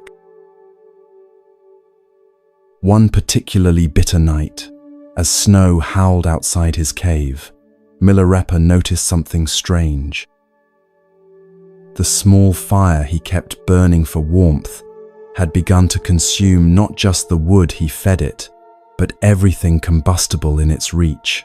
Old papers, scraps of cloth, even his meditation beads that had accidentally fallen too close to the flames. Instead of feeling upset about losing these possessions, he found himself mesmerized by the fire's complete impartiality. The flames didn't judge what they consumed. They didn't prefer valuable items over worthless ones. Sacred texts burned with the same brightness as old rags. Beautiful objects and ugly ones were transformed equally into light and warmth. The fire simply received whatever was offered and used it all as fuel for illumination. In that moment of watching, Milarepa understood something that shattered his world and rebuilt it simultaneously. What if everything he had been trying to escape, his guilt, his regret, his endless thoughts about the people he had wronged, what if all of this suffering could become fuel for awakening instead of obstacles to it? He stopped trying to push away the painful memories. Instead, he began to feed them to the fire of his awareness. Each face that arose in his mind, he offered to the flames, not to destroy or deny the reality of what he had done, but to let the pain burn completely, transforming guilt into wisdom, regret into compassion, obsessive thinking into illuminating understanding. The practice was excruciating. Some nights, the fire burned so intensely, he thought it would consume him entirely. But gradually, Milarepa discovered that pain fully experienced, fully felt, fully allowed to burn, transforms into something else entirely, not the absence of feeling, but the presence of an unshakable peace that could hold any feeling without being destroyed by it. Feel this possibility stirring in your own depths. All these hours, we've been talking about letting go of thoughts about others, finding peace, releasing attachment. But what if the real teaching is different? What if you don't need to get rid of your intense feelings at all? What if you need to let them burn so completely that they reveal what they've always been hiding, your own indestructible essence? Every spiritual tradition speaks of this sacred fire, though they call it by different names. The Christians called it the dark night of the soul. The Sufis called it Fana, the annihilation of the false self. The Buddhists spoke of the bardo, the space between death and rebirth, all describing the same terrifying and liberating process. Everything you think you are must be consumed before you can discover what you actually are. Your obsessive thoughts about someone, they're not the problem. They're kindling. The emotional intensity you've been trying to manage or escape, that's not weakness. That's fuel. The very desperation that brought you to seek peace tonight, that's the spark that ignites the transformation. But here's what nobody tells you about sacred fire. It burns everything. Not just the parts of yourself you want to change, but the parts you've been defending as well. Your story about being the victim of unrequited love, that burns. Your identity as someone who loves too much or not enough, that burns too. Even your cherished image of yourself as someone on a spiritual path seeking enlightenment, the flames consume that as well. When Milarepa's fire had burned long enough, he discovered something shocking. There was nothing left to burn. No solid self to protect, no fixed identity to maintain, no story that needed defending. What remained was pure awareness, vast, unchanging, completely at peace, capable of experiencing any emotion or thought without being damaged by it. He had found what mystics call the self beyond the self, the consciousness that remains when everything else has been offered to the transforming flames. This is what your late-night thoughts about someone have always been preparing you for. Not to find the perfect relationship, or resolve your feelings, or even to find peace from thinking, but to discover what in you is so vast, so indestructible, that it can contain any human experience without being disturbed. The person you can't stop thinking about, they're not your destination. They're your doorway. Your intense feelings aren't proof of your attachment or weakness. They're evidence that you're ready for the fire that reveals your true nature. Everything you've been trying to fix or heal or release, all of it is perfect fuel for the burning that leads beyond all needing to fix, heal, or release anything ever again. But you have to choose to enter the fire consciously. You have to stop running from intensity and learn to let it burn completely. When the obsessive thoughts arise, instead of trying to think your way out of them, let them be kindling. When the emotional overwhelm hits, instead of numbing or avoiding, let it be fuel.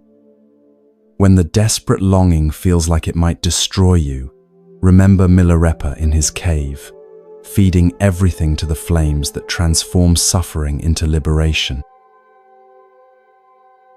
This isn't spiritual bypassing or emotional suppression. This is the opposite. It's feeling everything so completely, so consciously, that it burns itself clean. It's discovering that you are both the fire and what remains after the fire has finished its work. Tonight, as these words dissolve into the silence of your deepening rest, consider this invitation. What if you stopped trying to escape the intensity and started letting it serve its purpose? What if your sleepless nights and circular thoughts and desperate feelings were never punishments, but preparations?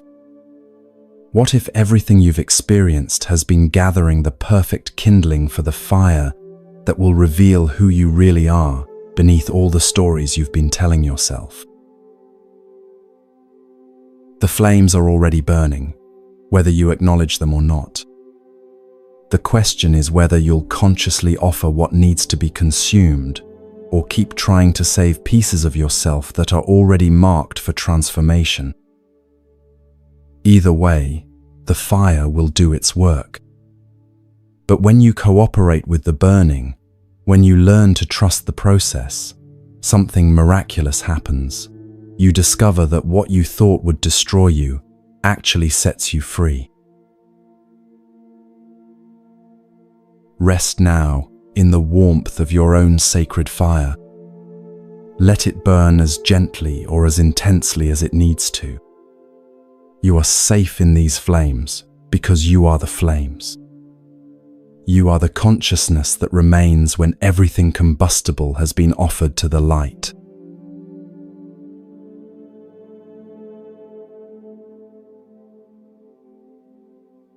You've traveled so far tonight, haven't you? Past the safe territories of normal sleep remedies and gentle wisdom, into landscapes where profound transformation becomes inevitable. The person listening now is not quite the same person who began this journey hours ago. And in this chapter, we encounter the most dangerous teaching of all, the one that destroys every spiritual concept you've ever held sacred. In medieval Japan, there lived a Zen monk named Ikkyu, who scandalized the religious establishment by refusing to act enlightened. While other monks spoke in hushed tones about transcendence and detachment, Ikkyu could be found in taverns, writing love poems to courtesans, drinking sake, and laughing so loudly that neighbors complained. When criticized by his more pious colleagues, he would shrug and say, "I'm just a human being who happens to understand the ultimate truth."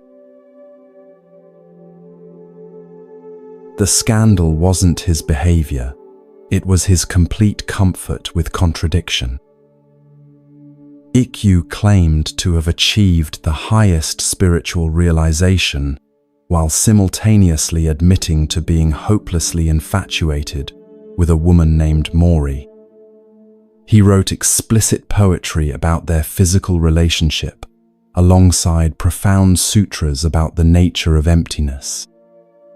He meditated for hours each morning, then spent his evenings in brothels, discussing philosophy with prostitutes who, he insisted, understood Buddha nature better than most abbots.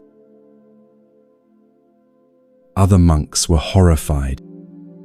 "How can you claim spiritual attainment while indulging in such worldly desires?" they demanded. "How can you speak of liberation while clearly being attached to this woman?" Ikkyu's response became legendary. "You think enlightenment means the end of human experience. I discovered it's actually the beginning of truly experiencing what it means to be human." He explained it this way: "Before awakening, I thought desire was my enemy and tried to kill it. After awakening, I realized desire and emptiness are the same energy expressing itself differently. Now I can be completely in love and completely free simultaneously. The secret isn't eliminating feelings, it's understanding that the one who has feelings is ultimately an illusion." His most famous teaching came when a student asked, "Master, how can you love Mori so intensely if you understand that everything is impermanent?" Ikkyu smiled and said, "Because I understand impermanence completely, I can love her completely. When you truly grasp that this moment will never come again, when you fully accept that she will age and die and I will lose her, when you realize that this love itself is a temporary flame dancing in infinite emptiness, only then can you love without holding back. Only then can you dive into the experience without needing it to be permanent.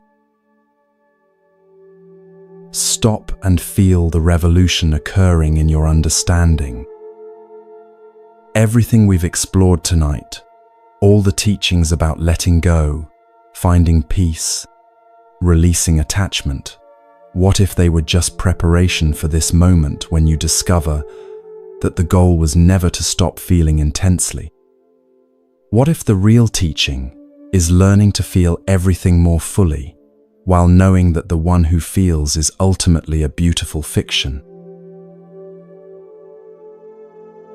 Ikkyu had discovered what mystics call the ultimate paradox.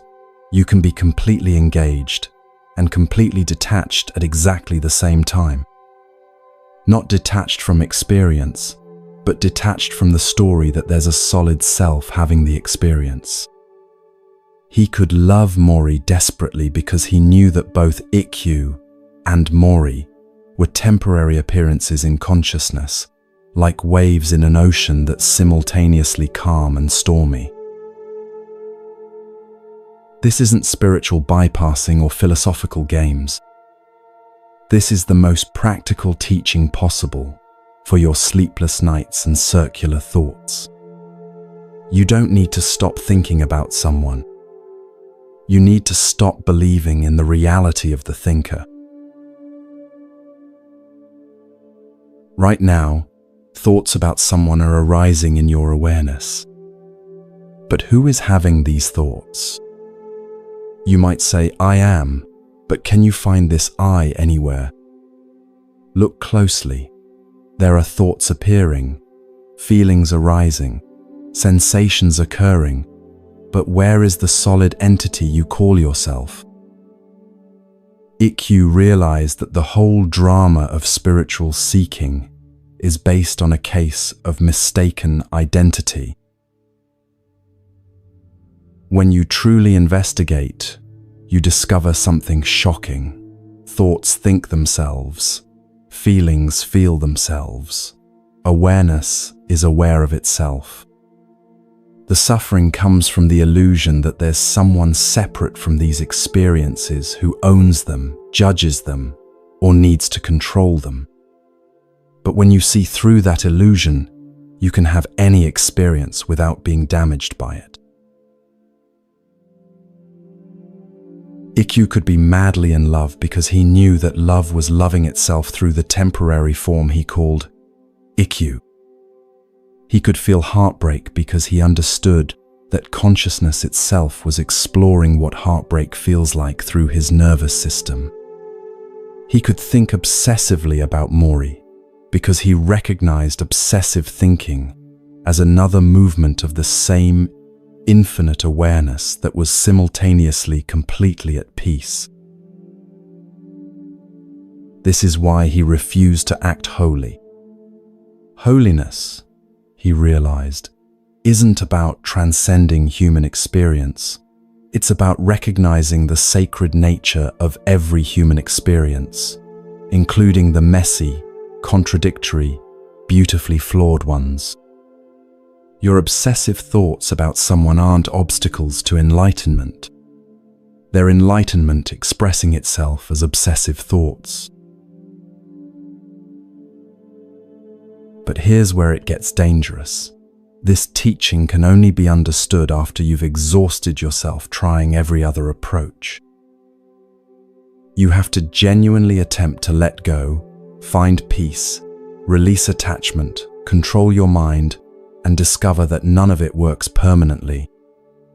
Only when you've tried everything else do you become ready for Ikkyu's radical acceptance. What if there's nothing to fix, because there's no one broken? The person you can't stop thinking about isn't your problem. The thoughts aren't your problem. The feelings aren't your problem. The problem is believing that these experiences belong to a separate self that could be damaged by them. When you see through that story, you can have any experience without needing it to be different. Ikkyu wrote, "That stone Buddha in the temple has no feelings and no problems, and no enlightenment either. I'd rather be a feeling, thinking, desiring, loving, suffering human being who knows what they really are than a perfect statue that knows nothing at all." This is the teaching that destroys every spiritual concept you've ever held. There's nothing to achieve because you're already what you've been seeking. There's nothing to transcend because transcendence and involvement are the same movement of consciousness. There's nothing to heal because wholeness includes every seeming broken piece. There's no one to enlighten because the seeker and the sought are one awareness appearing as two. Your overthinking isn't a spiritual failure. It's consciousness exploring what overthinking feels like. Your obsessive love isn't an attachment problem. It's awareness investigating the texture of obsession. Your desperate seeking for peace isn't evidence of being unenlightened. It's enlightenment playing at seeking itself. Tonight, stop trying to fix your experience and start marveling at its perfect spontaneity. Stop trying to become someone else and start recognizing what you already are beneath every story you tell about yourself.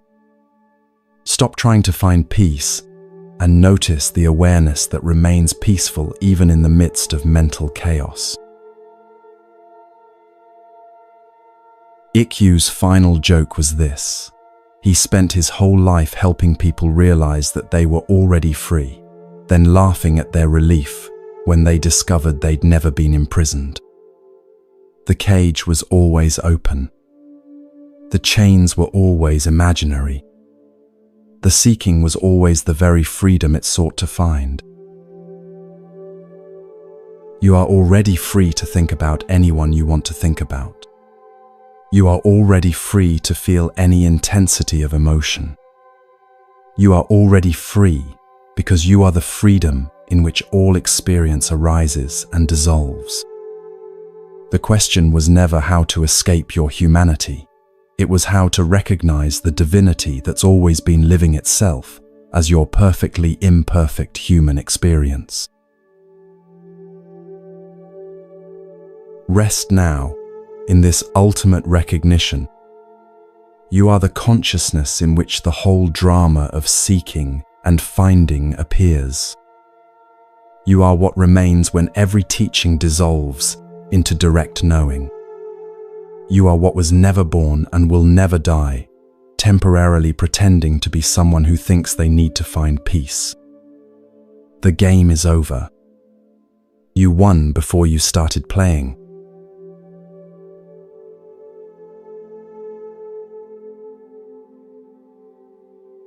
The silence between these words has become deeper than any teaching, hasn't it? You've followed this path past every familiar landmark, past trying to stop thinking, past learning to let go, past even discovering who you really are beneath the seeker. Now we arrive at the strangest destination of all, the place where there was never anywhere to go and nothing was ever lost. On the outskirts of ancient Baghdad lived a thief known throughout the city as Nasruddin the Impossible. He was called Impossible not because he was particularly skilled, quite the opposite. Every time Nasruddin attempted to steal something, he would become so fascinated by the object itself that he would forget why he had come to take it. He once spent an entire night in a merchant's house, not stealing the gold, but marveling at how moonlight made the coins look like sleeping stars. Another time, he broke into a library to steal valuable manuscripts, but became so absorbed in reading that the owner found him the next morning, tears streaming down his face over a particularly beautiful poem. The other thieves mocked him mercilessly. Nasruddin, they would say, you're the worst thief in the history of theft. You never actually take anything. But Nasruddin would just laugh. You think I fail because I don't bring anything home, he would reply. But I experience the treasure completely while I'm with it. When you steal something, you can only possess it partially and briefly. When I appreciate something fully without taking it, I experience its entire essence for as long as I'm present with it. One night, Nasruddin heard about the most precious treasure in all of Baghdad, a mystical mirror owned by a wealthy Sufi master that was said to show viewers their true face. Countless seekers had offered fortunes for just a glimpse, but the master refused all requests, claiming the mirror was too dangerous for unprepared minds. Driven by curiosity rather than greed, Nasruddin snuck into the master's garden where the mirror was kept in a moonlit pavilion.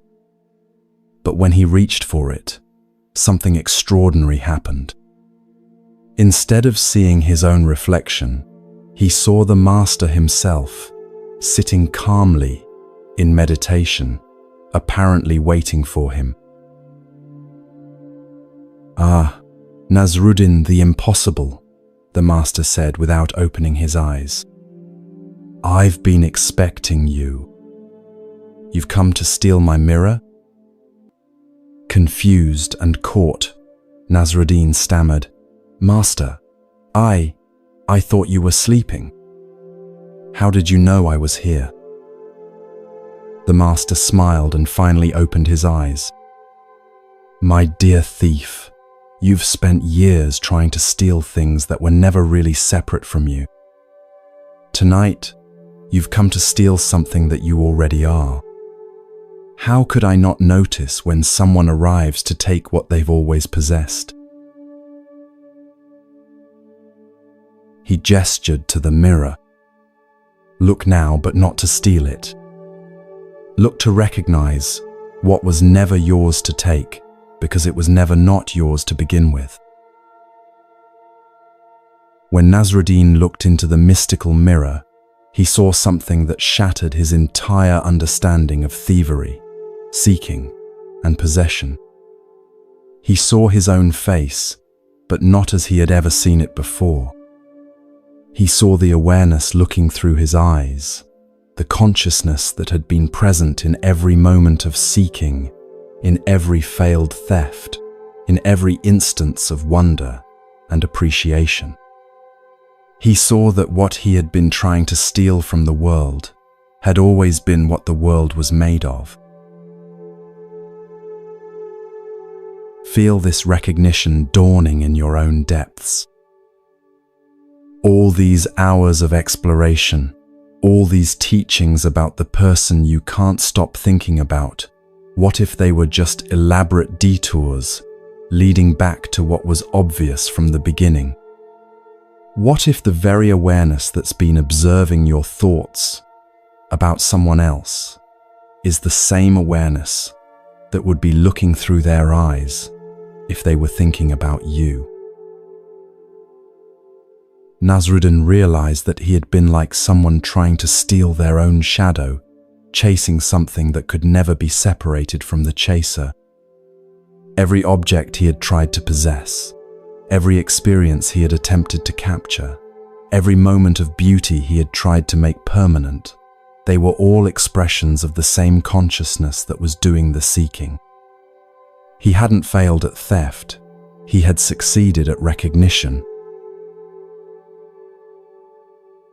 The master continued, You see, my impossible friend, there is only one consciousness appearing as all these seemingly separate forms.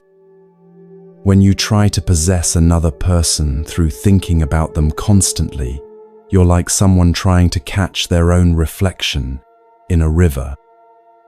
The reflection appears separate, but it's just the same water taking a different shape for a moment. This is the ultimate joke that the universe plays on itself. Consciousness pretends to be separate individuals who then spend their lives desperately trying to reconnect with what they never actually left. You think about someone obsessively because, at the deepest level, you recognize that they are another expression of the same awareness that you are. The attraction isn't personal. It's consciousness recognizing itself in another apparent form. Your overthinking isn't you trying to figure out another person. It's consciousness trying to understand itself through the experience of apparent separation and attraction. Your longing isn't for their love, it's for the recognition of what you both already are, beneath the story of being two different people. When Nasruddin understood this, something incredible happened. His whole life of failed thievery suddenly made perfect sense. He had never been able to steal anything because there was no separate self to do the stealing and nothing separate to be stolen. There was only consciousness appreciating its own infinite expressions through the temporary experience of seeming to be Nasruddin. Master, he whispered, if this is true, then I've never been a thief at all. Exactly, the master laughed. You've been consciousness playing at being a thief, just as I've been consciousness playing at being a master, just as this mirror has been consciousness playing at being an object that reveals truth. The whole game is consciousness exploring what it's like to be everything. Tonight, stop trying to steal moments with someone through your thinking. Stop trying to possess their attention, their love, their presence through mental strategies and emotional manipulation. Recognize that what you've been seeking in them is what you are. The love you want from them is the love you are. The attention you crave from them is the attention you are. The consciousness you're trying to connect with in them is the consciousness that's been reading these words. This doesn't mean becoming solipsistic or disconnected from others. It means recognizing that all connection happens within the one consciousness that appears as many. When you truly understand this, your relationships become celebrations rather than attempts at theft. You can appreciate others completely because you know that appreciation is consciousness delighting in its own creativity.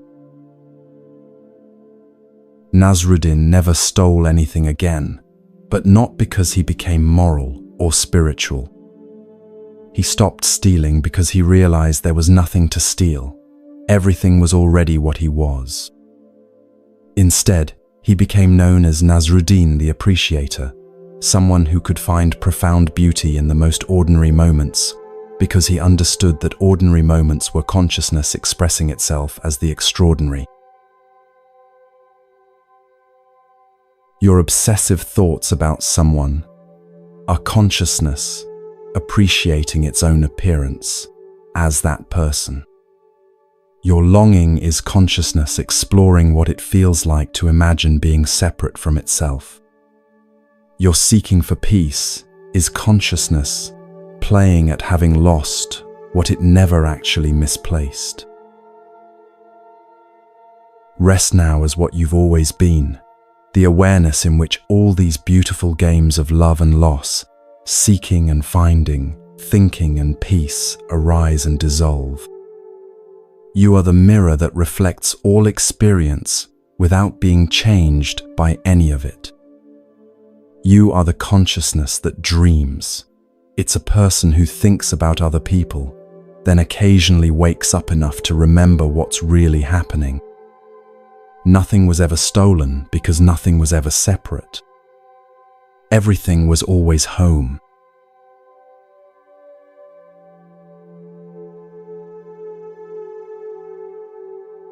By now, you might have noticed that something strange has been happening to the listener of these words. Not the person who started this journey seeking relief from overthinking, but the awareness that has been present throughout every teaching, every story, every moment of recognition. That awareness has remained constant, while everything else, thoughts, feelings, identities, even the seeker seeking peace, has revealed itself to be temporary weather patterns in an unchanging sky. Tonight we meet a mapmaker who discovered that all maps, including his own, were pointing to a territory that never had boundaries.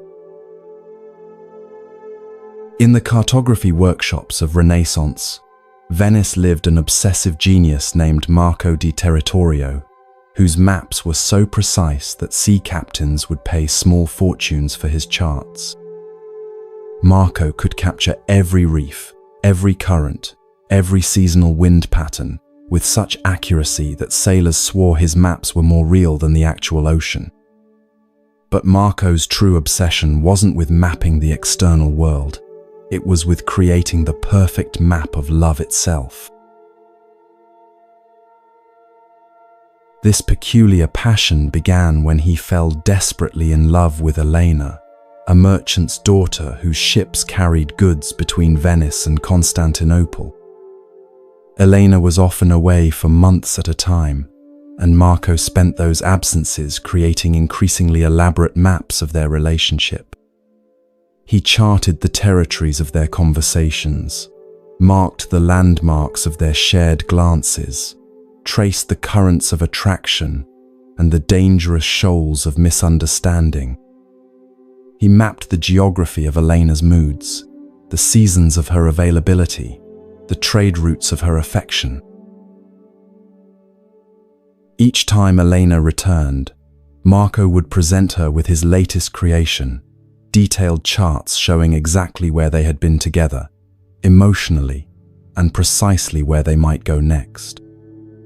He had maps of optimal timing for declarations of love, topographical surveys of her responses to different conversational approaches, and elaborate legends explaining the symbolic meaning of every interaction they'd ever shared. Elena was initially charmed by this unique form of courtship, but gradually she began to feel trapped within Marco's cartographic vision of their relationship. "Marco," she finally said one evening, "you've mapped everything about us except the most important thing." "What could I have missed?" Marco asked, genuinely puzzled. "I've charted every conversation, every touch, every moment of connection or distance between us." Elena smiled sadly. "You've mapped the territory of our relationship so thoroughly that you've forgotten to actually be present in the territory itself. You know everything about how we love, except what it feels like to love without measuring the experience." That night, Marco stared at his collection of relationship maps covering every wall of his workshop. Thousands of hours spent documenting, analyzing, and charting the landscape of love. Yet Elena was right. Somewhere in all that mapping, he had stopped experiencing the actual territory. He had become so skilled at representing love that he had forgotten how to simply love. In desperation, Marco decided to create one final map, the most ambitious cartographic project of his career. He would map the territory of his own consciousness, chart the exact location where love resided within awareness itself. If he could find love's precise coordinates in the geography of his own being, surely he could navigate directly to it whenever he chose. For months, Marco worked on this interior cartography. He mapped the regions of memory where Elena's image lived, charted the emotional currents that carried thoughts of her through his awareness, traced the neural pathways of longing and attachment. He created detailed surveys of the territories of hope and fear, marked the boundaries between self and other, and attempted to triangulate the exact position of the I that loved the her that was Elena. But the more precisely Marco tried to map the interior landscape of love, the more elusive it became.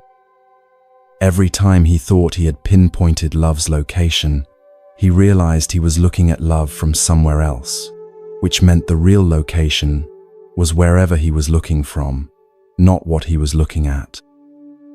When he tried to map the mapper, he discovered an infinite regression of awareness, aware of itself being aware. One dawn, exhausted and defeated, Marco stood before his workshop walls, now covered with maps of maps of maps, each one more abstract than the last, each one pointing toward a territory that seemed to recede the closer he got to charting it. In that moment of complete cartographic failure, something unprecedented occurred. Marco stopped looking at the maps and simply looked. Not at any particular thing, but with the pure seeing that had been present before any map was ever drawn. The awareness that had been trying to map itself suddenly recognized that it was not a territory that could be mapped, it was the unchanging space in which all territories appeared. Love was not a location to be found, it was the finding itself. It was not an experience to be charted, It was the experiencing in which all experiences arose and dissolved. In that recognition, Marco understood why his relationship with Elena had become so strained. He had been trying to love her from the position of being a separate self who could possess, understand, and navigate love as if it were external territory. But love is not something consciousness has. Love is what consciousness is when it recognizes its own nature appearing as another form. Feel this shift occurring in your own understanding. All the strategies you've used to think your way to peace with someone, all the attempts to map the territory of their feelings or chart the currents of their responses, what if they were all based on a fundamental cartographic error?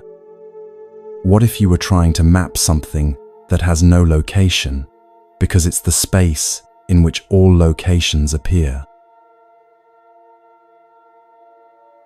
The person you think about constantly is not separate territory that you need to navigate toward. They are consciousness appearing as someone else within the same awareness that you are. Your overthinking is not a journey toward understanding them. It's consciousness exploring what it feels like to imagine being separate from itself. The peace you seek is not a destination to be reached, but the space in which the entire journey of seeking appears. Marco's final map was blank. Not empty, but full of the pure potential from which all territories emerge. He realized that every map he had ever drawn was actually a drawing on the surface of this unlimited space of awareness. The territory was not something to be mapped. It was what made all mapping possible. When Elena returned from her next voyage, she found Marco sitting quietly in his workshop, surrounded by blank parchments. "Have you given up cartography?" she asked. Marco smiled with a peace she had never seen before. "I discovered that the most important territory can't be mapped because it's what makes mapping possible. I can love you now without needing to chart where that love is going or where it's been.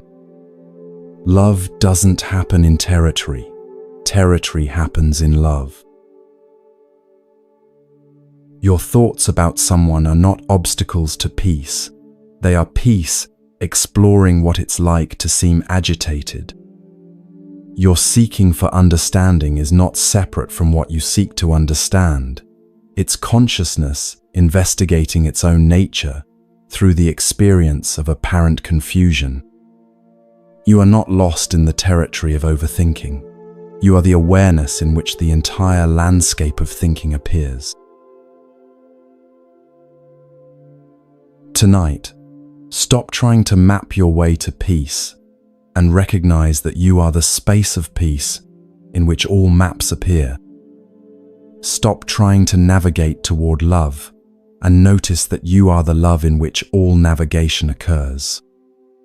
Stop trying to find yourself and realize that you are what remains when all searching stops, the mapless territory of pure being that needs no coordinates because it has no boundaries.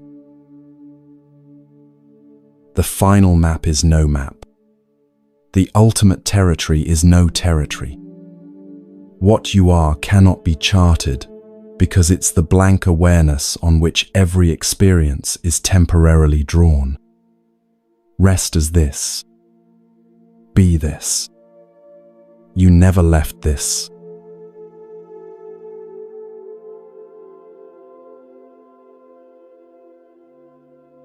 We've entered the deepest hours of night now, haven't we?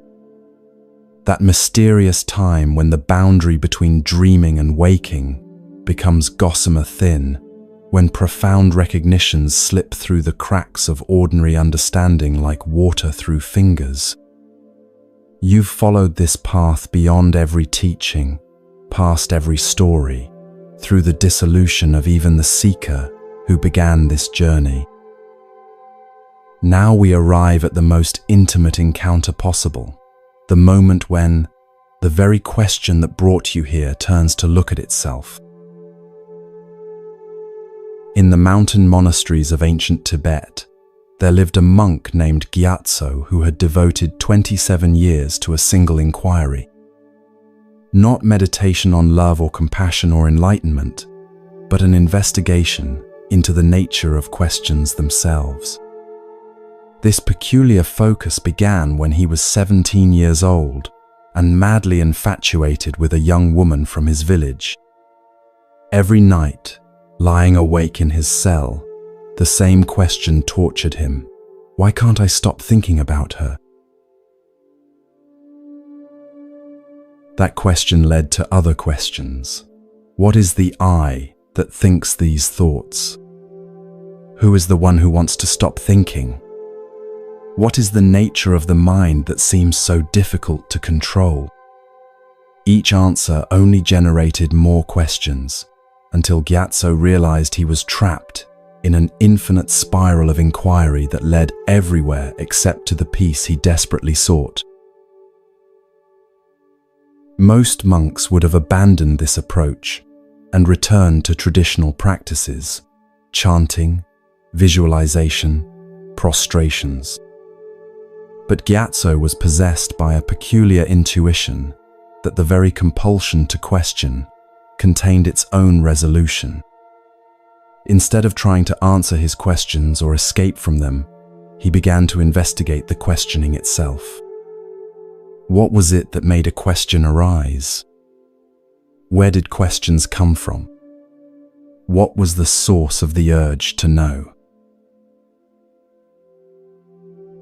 For years, Gyatso sat with this meta-inquiry, watching questions bubble up from some mysterious depth, observing how they captured his attention, noting how they dissolved back into silence when left unattended.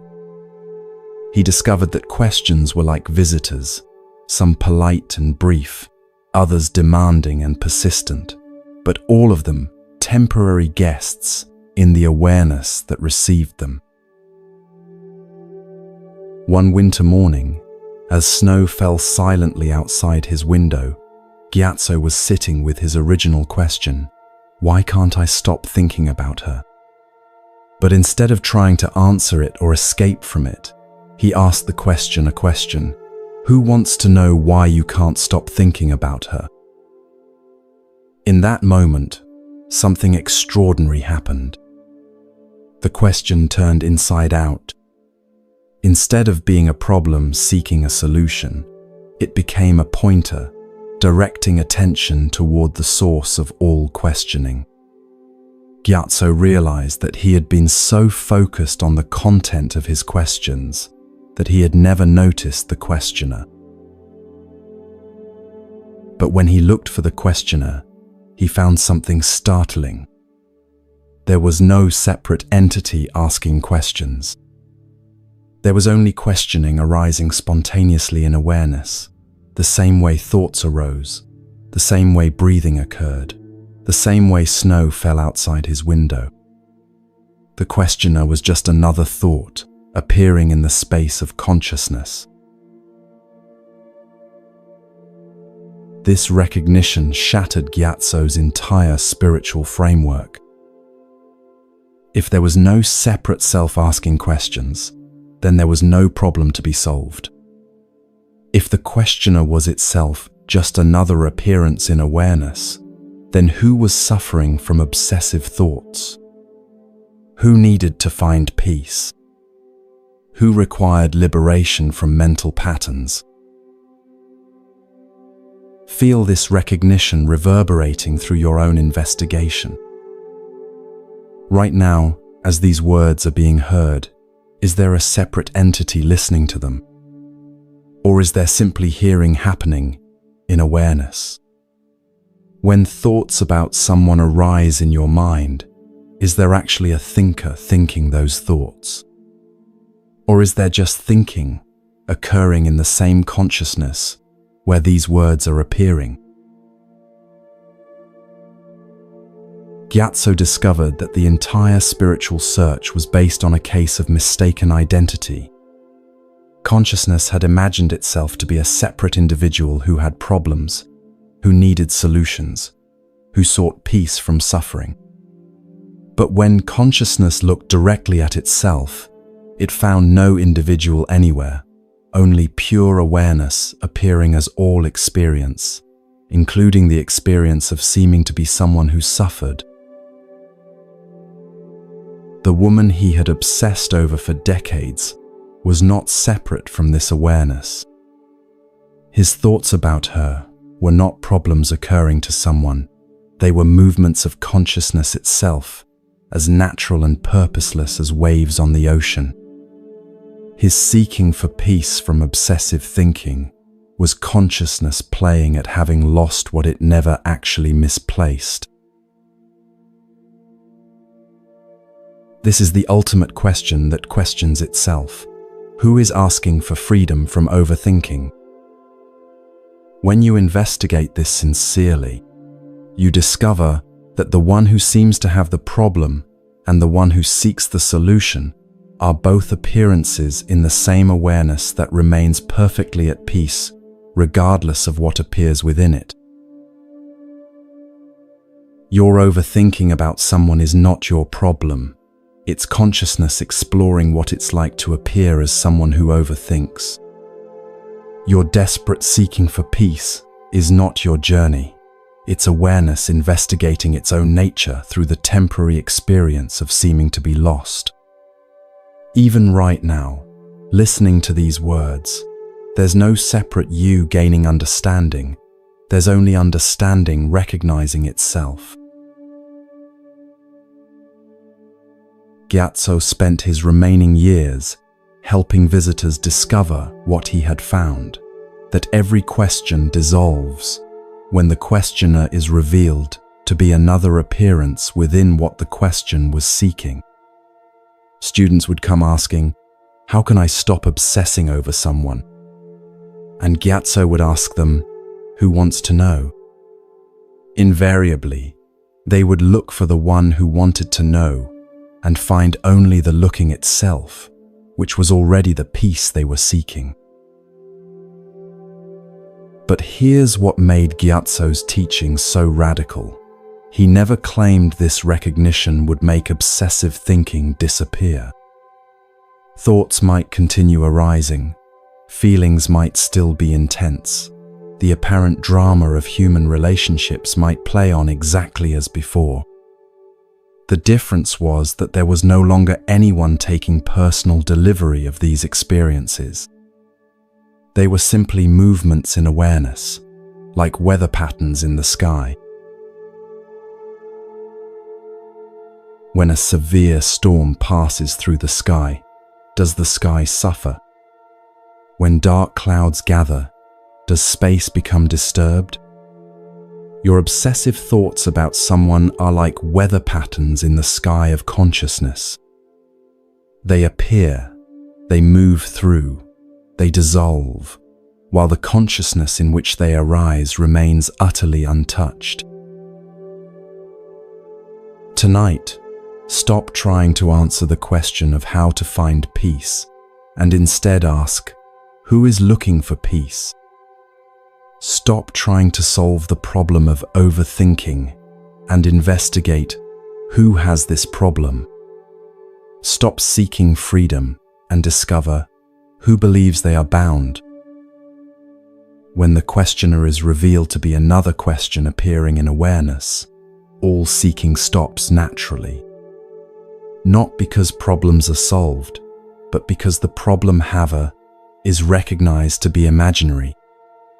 Not because peace is attained, but because the peace seeker is seen to be a temporary ripple on the surface of the peace that you are.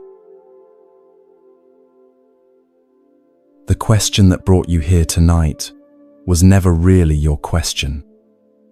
It was consciousness questioning its own nature through the temporary experience of seeming to be you.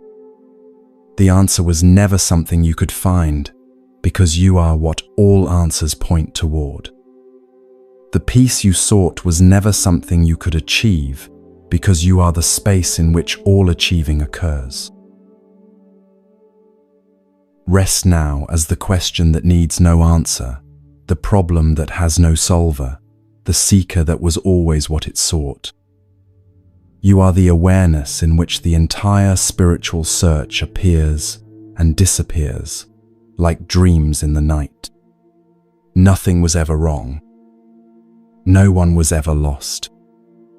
Everything has always been this.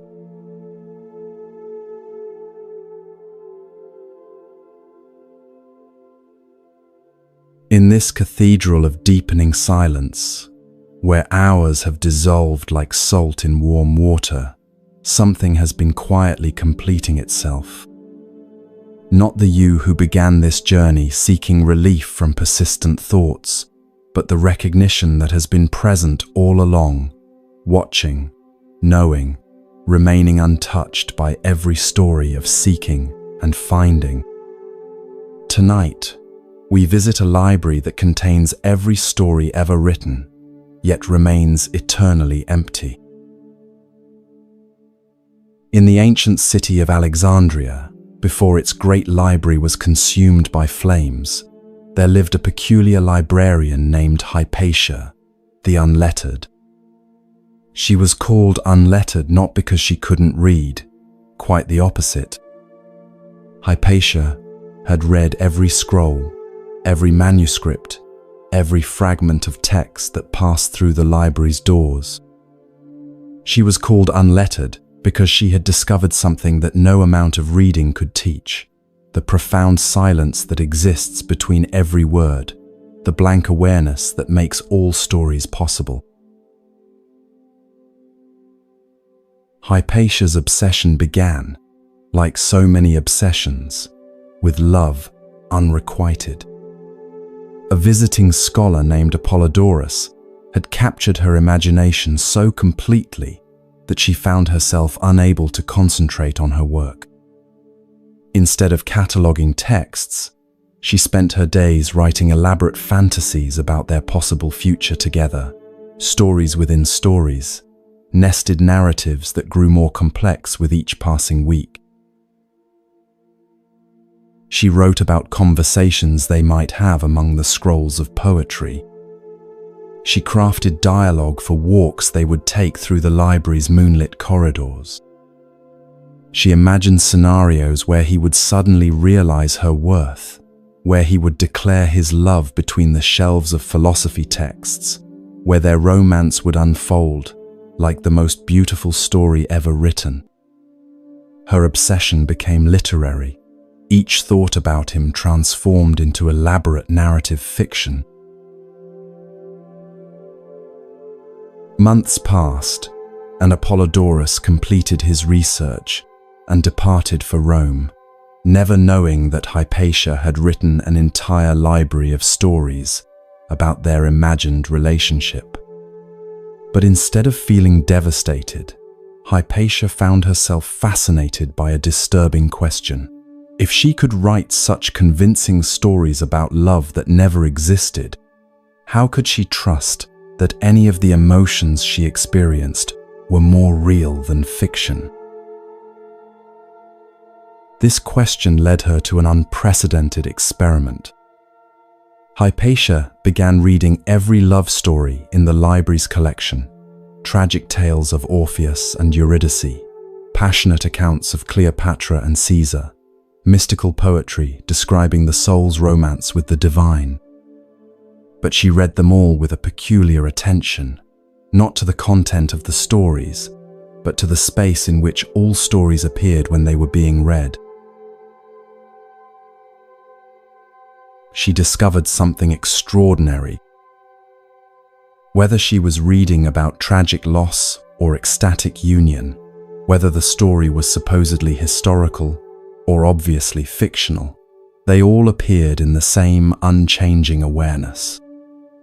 The consciousness that received Sappho's passionate verses was identical to the consciousness that received Aristotle's logical arguments.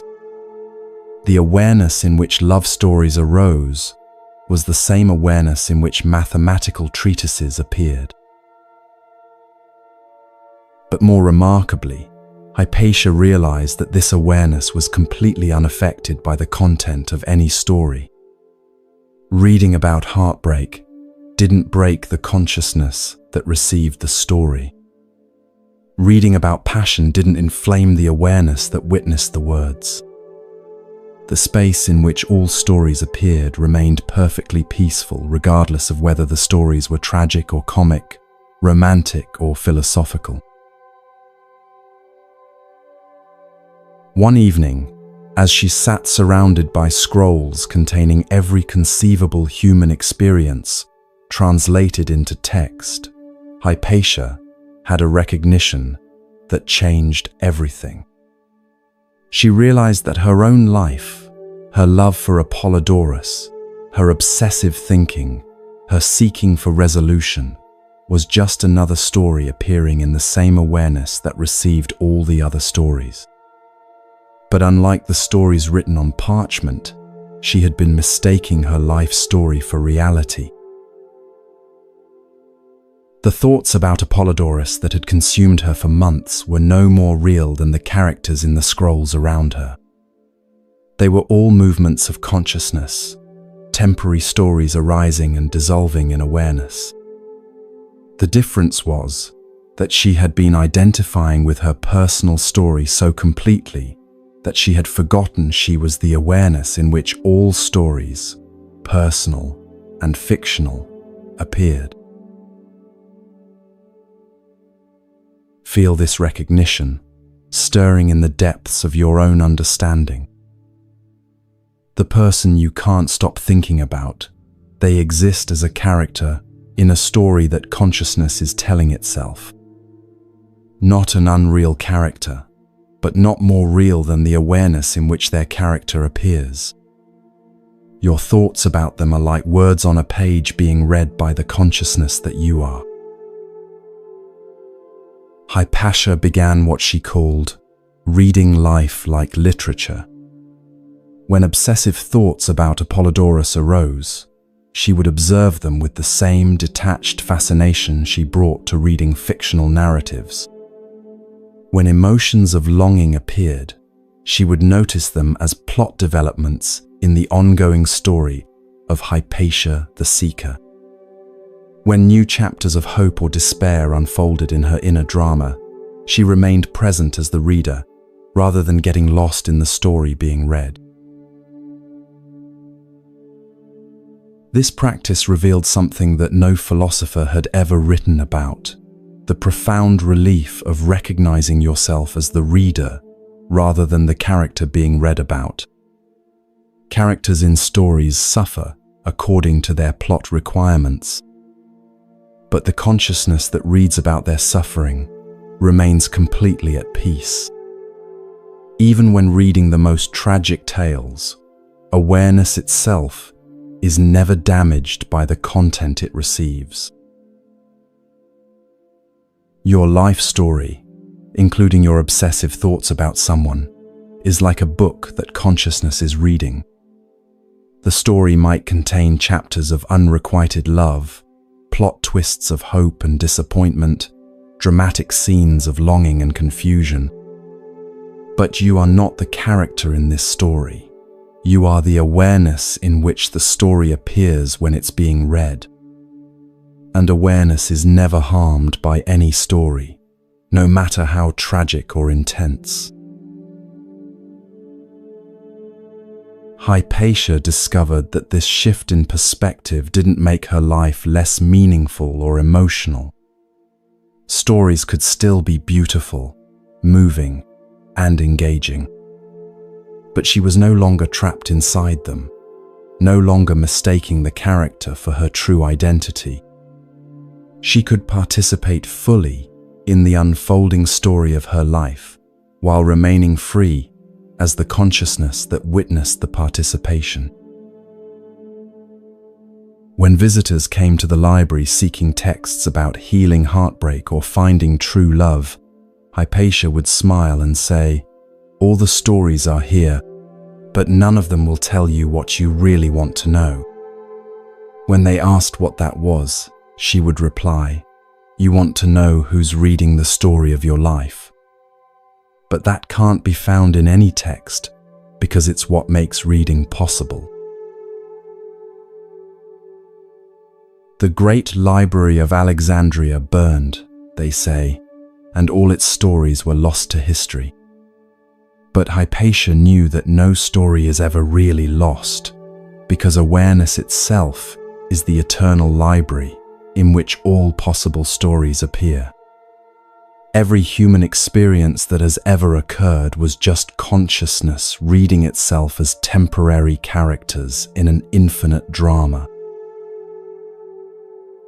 Tonight, recognize yourself as the library rather than any particular book within it. You are the awareness in which the story of overthinking about someone appears, not the character who is doing the overthinking. You are the consciousness in which all relationships unfold, not any particular person seeking love or resolution. You are the eternal reader of the infinite story that consciousness tells itself. The story may continue. Thoughts about someone may still arise. Emotions may still flow. The drama of human relationship may keep unfolding in new chapters. But you know now what Hypatia discovered in her library of unread stories. You are not contained within any narrative, no matter how compelling. You are the vast, peaceful awareness in which all stories appear and disappear like words written on water. Rest as this. Be this. You have always been this.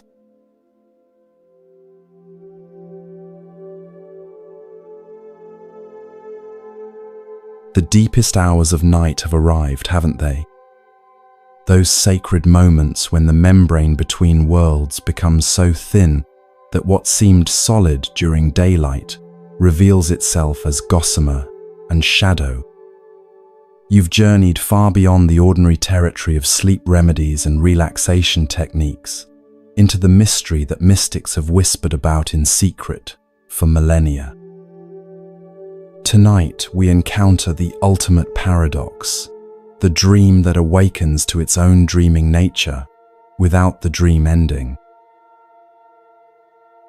Long ago, in a time that exists outside of historical records, there lived a woman known only as the Dreamer of Samarkand. No one knew her real name because she claimed to have forgotten it upon discovering that names, like everything else, were temporary costumes that consciousness wore while playing different roles in its own infinite drama.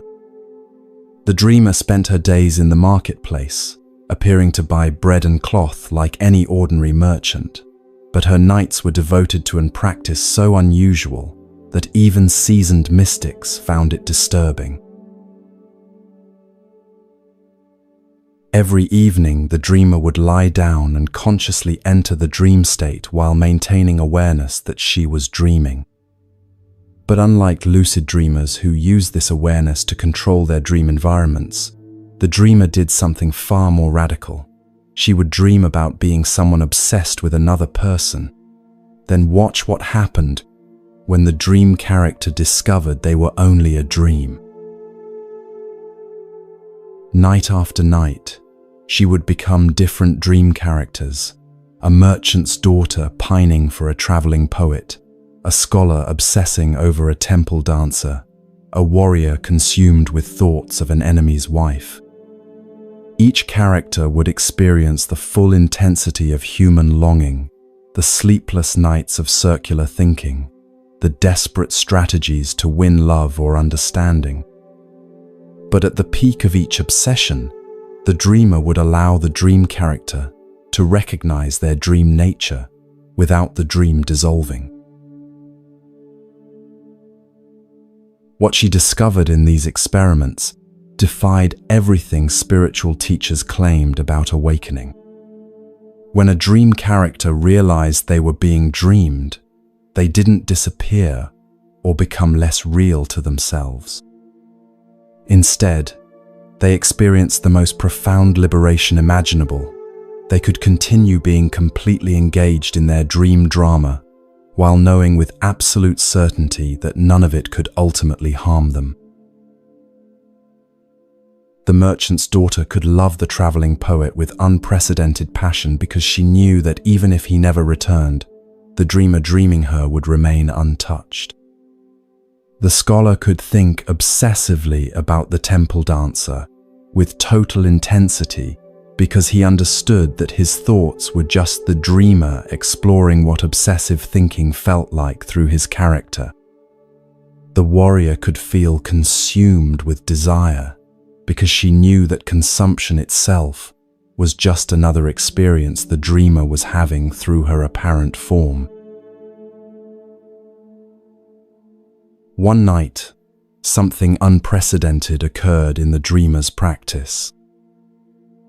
She dreamed herself as a young woman named Yasmin, who was lying in bed unable to sleep, tortured by thoughts of a man who barely acknowledged her existence.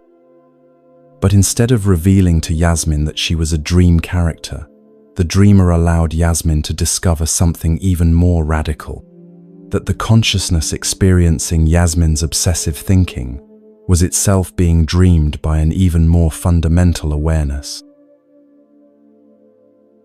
Yasmin realized that her thoughts about the man were dreams within dreams within dreams, infinite layers of consciousness experiencing itself through apparent separation and longing. But more shocking still, she understood that even the dreamer of Samarkand was herself a character in a larger dream being dreamed by the absolute consciousness that has no name, no form, no beginning or end. In that moment of recognition, all the layers collapsed into a single understanding. There is only one consciousness, and it dreams all experiences simultaneously. Your obsessive thoughts about someone are not your personal problem. They are one of infinite ways that consciousness explores its own nature. The person you can't stop thinking about is not separate from you. They are another character in the same dream, played by the same dreamer. Feel this recognition penetrating every cell of your being. Right now, as these words appear in awareness, you are both the character listening and the consciousness that dreams the listener into existence. The thoughts about someone that have been arising all evening are not obstacles to peace. They are peace exploring what it's like to seem agitated through the dream character you think you are. The dreamer of Samarkand never taught publicly because her discovery was too radical for most spiritual seekers.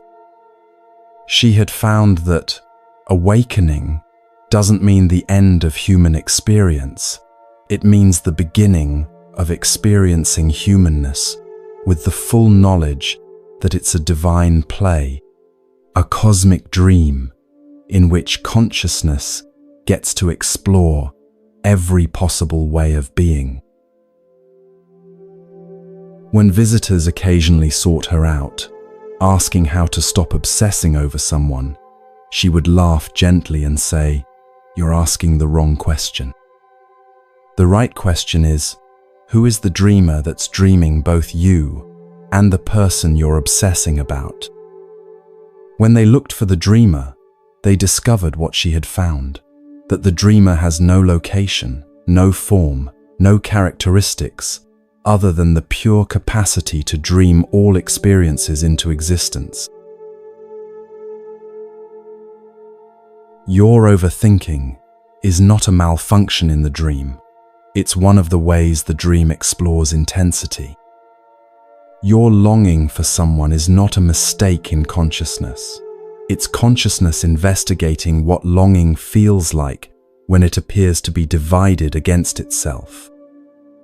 Your search for peace is not a journey towards something you lack. It's the dreamer playing at forgetting what it is, so it can experience the joy of remembering.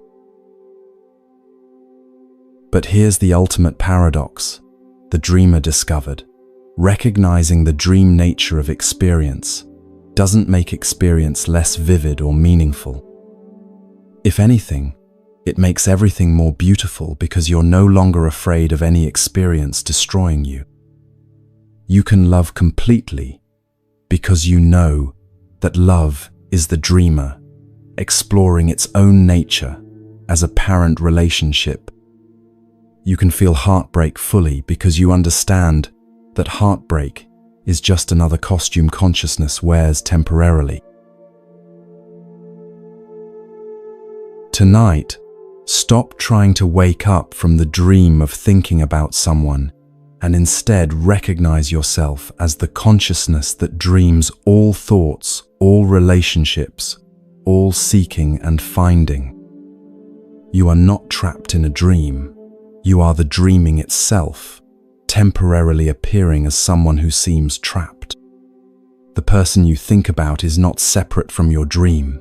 They are another way the same dreamer appears to itself.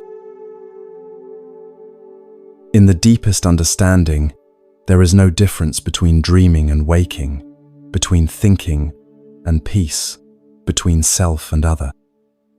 There is only consciousness dreaming all experiences while remaining forever awake as the dreamer. Your overthinking is the dreamer's exploration of what it's like to seem confused. Your peace is the dreamer's recognition of its own unchanging nature. Both are equally the dreamer, equally consciousness, equally perfect expressions of what you actually are. The dreamer of Samarkand was last seen walking into the desert, but those who knew her understood that she hadn't gone anywhere. She had simply stopped maintaining the appearance of being a separate character and returned to being the dreaming itself. You can do the same right now, without going anywhere, without changing anything about your experience. Simply recognize that you are both the dream character seeking peace and the consciousness that dreams the seeker into existence. Rest now as the eternal dreamer that has never actually fallen asleep. You are the awareness in which all dreams of love and loss, seeking and finding, thinking and peace appear and dissolve. Nothing needs to be resolved because the dreamer is already whole. Nothing needs to be achieved because the dreamer already is everything it could ever dream of being.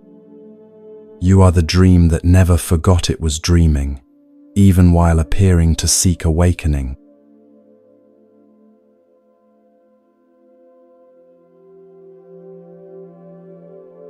In this liminal space between the end of night and the promise of dawn, where consciousness hovers at the threshold between sleep and whatever lies beyond sleep, we arrive at the place where all teachings come to die. Not because they were false, but because they have served their purpose, pointing toward what cannot be taught, only recognized. Tonight we meet someone who discovered that the ultimate truth cannot be spoken, cannot be understood, and most certainly cannot be achieved. There was once a teacher in ancient Japan who became famous throughout the land for never teaching anything. Students would travel thousands of miles to sit with Master Mushin, whose name meant no mind, hoping to receive profound spiritual instruction. Instead, they would find an old man who spent his days doing the most ordinary things imaginable, sweeping leaves, preparing tea, mending his robes, sitting quietly without any apparent purpose. When students asked him about the nature of enlightenment, Mushin would continue sweeping. When they inquired about the path to liberation, he would offer them tea. When they begged him to explain how to stop obsessive thinking, he would simply look at them with eyes so clear and empty that students often felt they were gazing into infinite space disguised as an old man's face. One autumn, a young woman named Keiko arrived at Mushin's hermitage, desperate with the now familiar torment of thoughts that wouldn't stop circling around someone she loved. She had studied with every renowned teacher, practiced every meditation technique, tried every method for achieving mental peace. Nothing had worked. Her mind continued its relentless commentary about her beloved's words, actions, and silences. "Master," Keiko pleaded, prostrating herself before Mushin as he raked fallen leaves, "I have exhausted every teaching, every practice, every path. My mind tortures me with endless thoughts about someone I love. Please, I beg you, give me the ultimate teaching that will finally bring me peace." Mushin continued raking for several minutes, then looked up at her with infinite gentleness. "Child," he said softly, "I have no teaching to give you.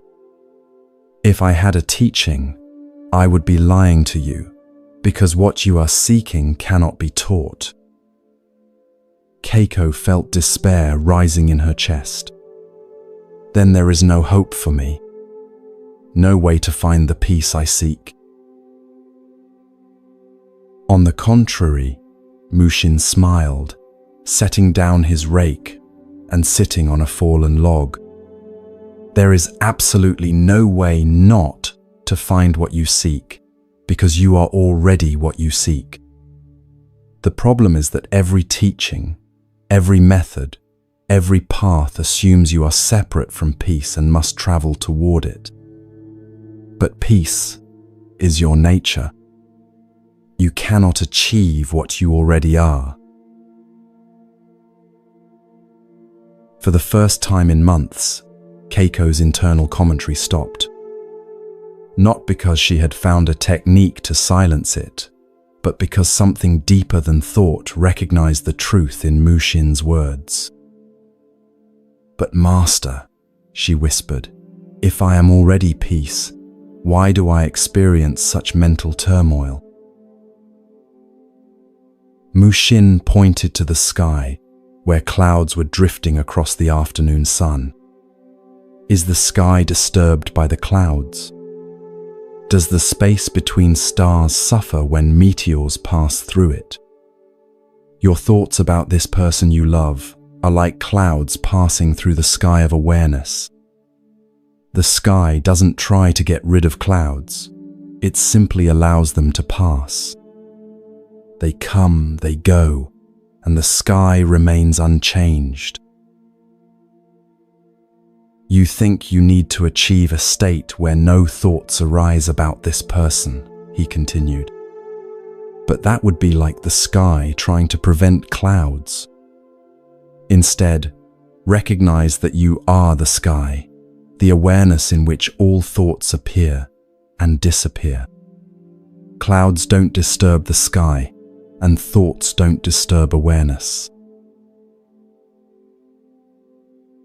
Keiko sat in silence, feeling something shift at a level deeper than understanding. But if this is true, why do the thoughts feel so compelling, so difficult to ignore? "Because," Mushin said, his voice becoming almost inaudible, "you have been taught to identify with the clouds instead of recognizing yourself as the sky. Every spiritual practice, every meditation technique, every method for achieving peace reinforces the illusion that there is someone who needs to achieve something. But what you are cannot be achieved because it was never lost." The sun was setting now, painting the sky in shades of gold and crimson. Mushin and Keiko sat in complete silence as darkness slowly embraced the world. In that silence, Keiko discovered what no teaching could have shown her. She was the silence itself, temporarily appearing as someone seeking silence. "There is nothing to attain," Mushin finally whispered, "because what you are cannot be improved upon. There is nothing to understand because what you are is prior to all understanding. There is nothing to achieve because what you are is already complete. The thoughts about your beloved will come and go like weather, but you, what you actually are, remain eternally untouched." In that moment, Keiko realized why Mushin never taught anything. Any teaching would suggest there was something to be learned, someone to learn it, and somewhere to go. But the truth is that there is only consciousness, appearing as all experiences while remaining forever free of any experience. There is no student, no teacher, no teaching, only awareness recognizing its own infinite nature. Tonight, let every word you've heard dissolve back into the silence from which it emerged. Let every story, every technique, every insight return to the emptiness that gave it birth. You are not someone who has learned something from these teachings. You are the awareness in which all learning appears. Your obsessive thoughts about someone are not problems to be solved. They are temporary weather patterns in the sky of consciousness. Your seeking for peace is not a journey to be completed. It is consciousness playing at, seeming to seek what it already is. You are not a person who might one day achieve enlightenment.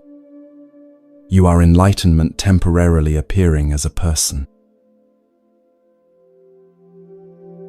There is nothing more to understand because understanding itself arises in what you are. There is nothing more to achieve because achievement happens within what you are. There is nowhere to go because what you are has no location.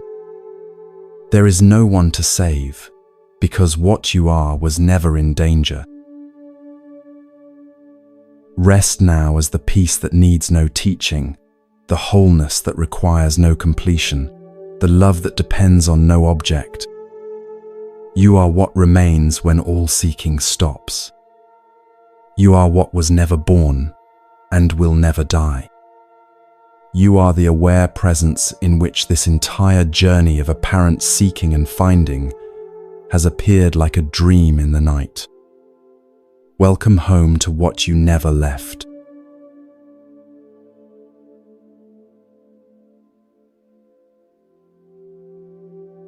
In this deep well of night, where even the concept of time has grown thin and translucent, you rest now at the edge of something that cannot be named. We have traveled together through stories that dissolved into recognition, through teachings that pointed beyond themselves, through the very dismantling of the seeker who began this journey. And now we arrive at the most intimate moment possible, the silence that exists before any word is spoken, before any thought arises, before any story begins. There is an ancient legend, whispered in the hidden corners of mystical traditions, about the first word that was never spoken. Before creation began, before consciousness appeared to divide itself into knower and known, before love imagined itself as lover and beloved, there was a perfect silence. Not empty silence, but pregnant silence, so full of potential that it contained all possible words, all possible worlds, all possible experiences within its vast, unmanifest embrace. In this primordial silence lived what the mystics called the unborn, not a being or entity, but the very source from which the possibility of being and non-being would eventually appear. The unborn existed in perfect solitude, not lonely but complete, not seeking anything because there was nothing outside itself to seek, not missing anything because there was no other to miss. But one day, though day and night had not yet been imagined, the unborn stirred with a movement so subtle that it was like the first flutter of a dream beginning in infinite consciousness. It was not desire exactly, for desire requires an object, and there were no objects yet. It was more like the gentlest curiosity about what it might be like to experience itself from countless different perspectives. The mystics say that this stirring was the birth of the first longing, not longing for something absent, but longing to know itself more fully through the beautiful game of apparent separation and reunion. And so the unborn began to dream.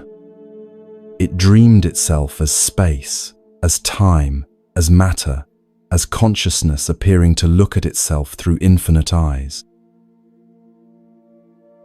It dreamed itself as lovers separated by circumstance, so it could experience the exquisite ache of seeming to be apart from what it loved most.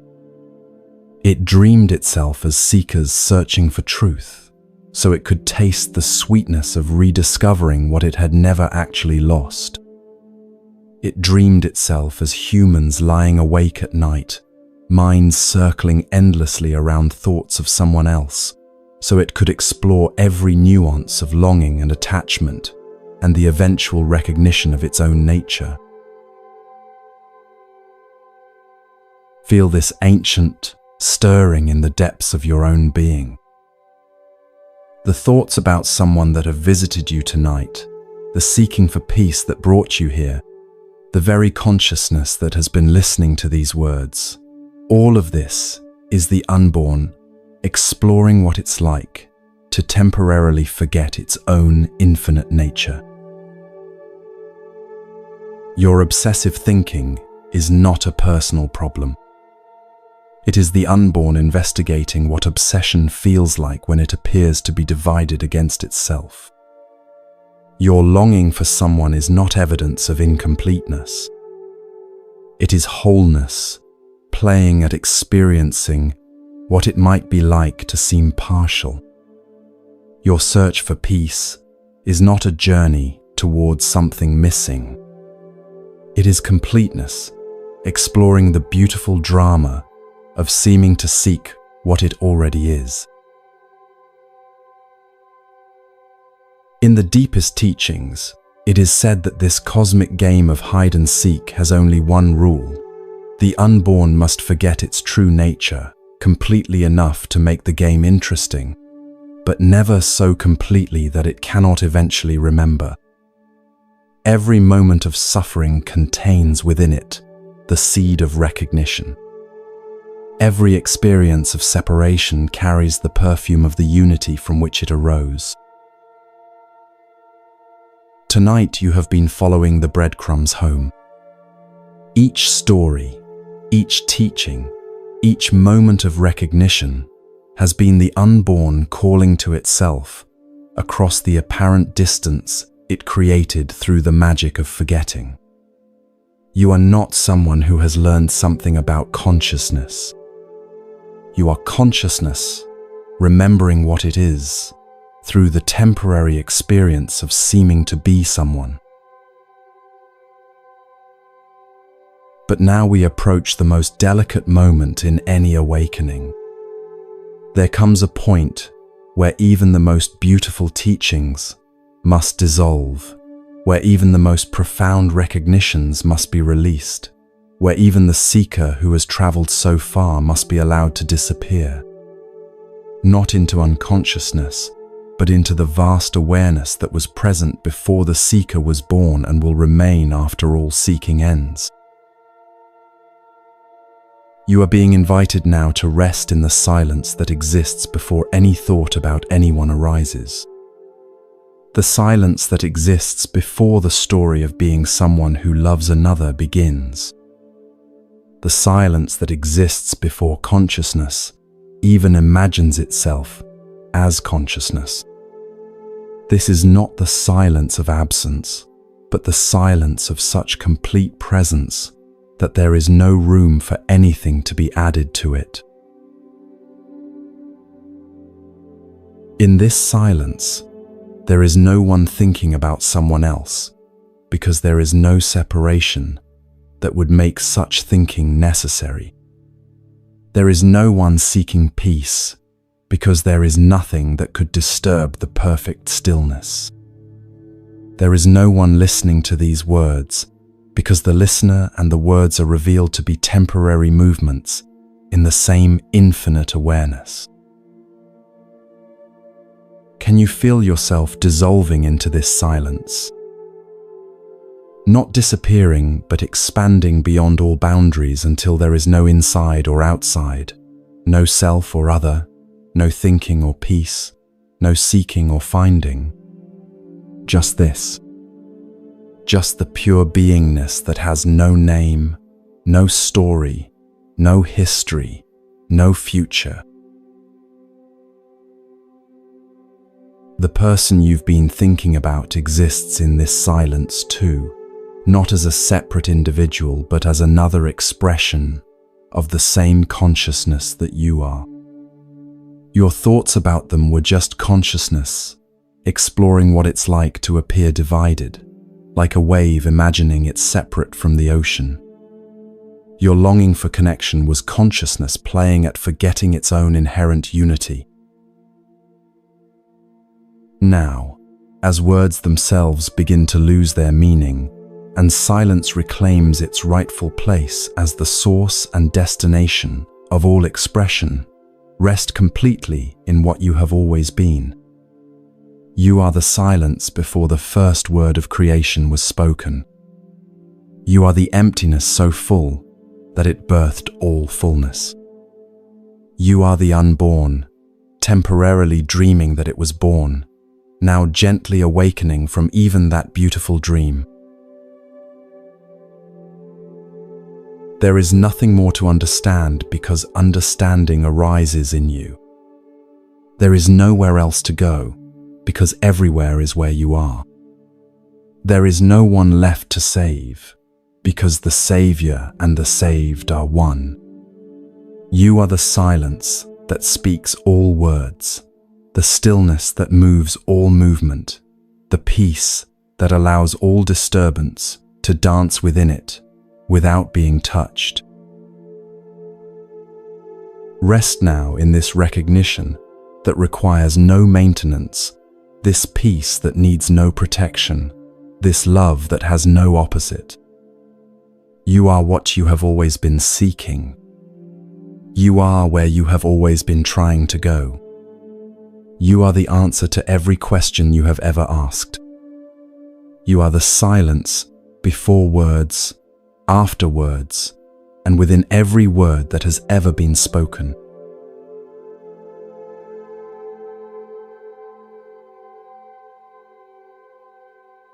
And so we arrive at the place where all journeys end and none have ever begun.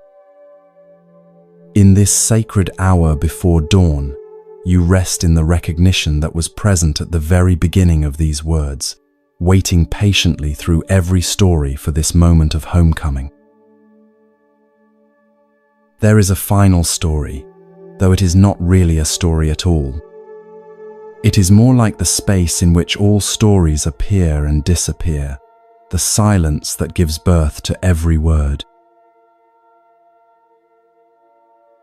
Once, in a time that exists outside of time, there was someone exactly like you.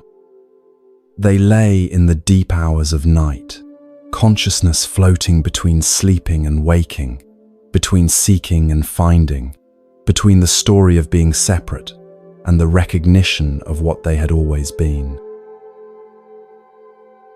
This someone had traveled far that night, through ancient wisdom and mystical tales, through the dissolution of every belief about who they thought they were. They had discovered that their obsessive thoughts about another person were just consciousness exploring what it felt like to imagine being divided against itself. They had recognized that their seeking for peace was peace itself playing at being lost. But now, in this final moment, something even more intimate was revealing itself. They realized that there had never been a journey at all. There had never been someone separate who could travel anywhere, because there had never been anywhere to go that was not already where they were. You are that someone. And you are also the consciousness that dreams that someone into existence. You are the listener and the words being heard, the seeker and what is sought, the lover and the beloved. The person you could not stop thinking about, they were never really separate from you. They were consciousness appearing as another form so that love could experience itself as relationship. Your thoughts about them were love letters that consciousness was writing to itself. Your sleepless nights, your circular thinking, your desperate seeking for peace, all of this was perfect. It was consciousness using the experience of apparent suffering to deepen its appreciation of its own limitless nature. Every moment of confusion was a note in the symphony of awakening.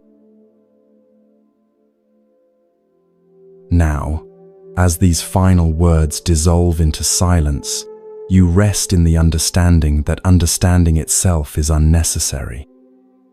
You are prior to knowledge and ignorance, prior to peace and disturbance, prior to love and separation. The thoughts about someone may continue to arise, or they may not. Feelings of longing may still flow, or they may dissolve completely. None of this matters because you know now what you are beneath all experience. You are the awareness that remains present whether thoughts arise or not. You are the love that exists, whether it has an object or not. You are the peace that is untouched, whether there is inner turmoil or perfect stillness. As dawn approaches, carry this recognition lightly, not as a new belief to maintain, but as the natural perfume of your own being. You cannot lose what you are, just as the sky cannot lose its skyness. When you encounter others, including perhaps the person who inspired this journey, remember that you are meeting yourself in different costumes. When thoughts arise about anyone, let them be like gentle waves on the ocean of awareness. You have returned to where you never left. You have remembered what you never forgot. You have found what was never lost. You have awakened from a dream of separation into the recognition that the dreamer and the dream are one. Rest now in this completion that is also a beginning, this ending that reveals there was never really a story. You are home. You have always been home. You are the home to which all apparent journeys return. Sleep now, if sleep comes, as the awareness that dreams all dreams.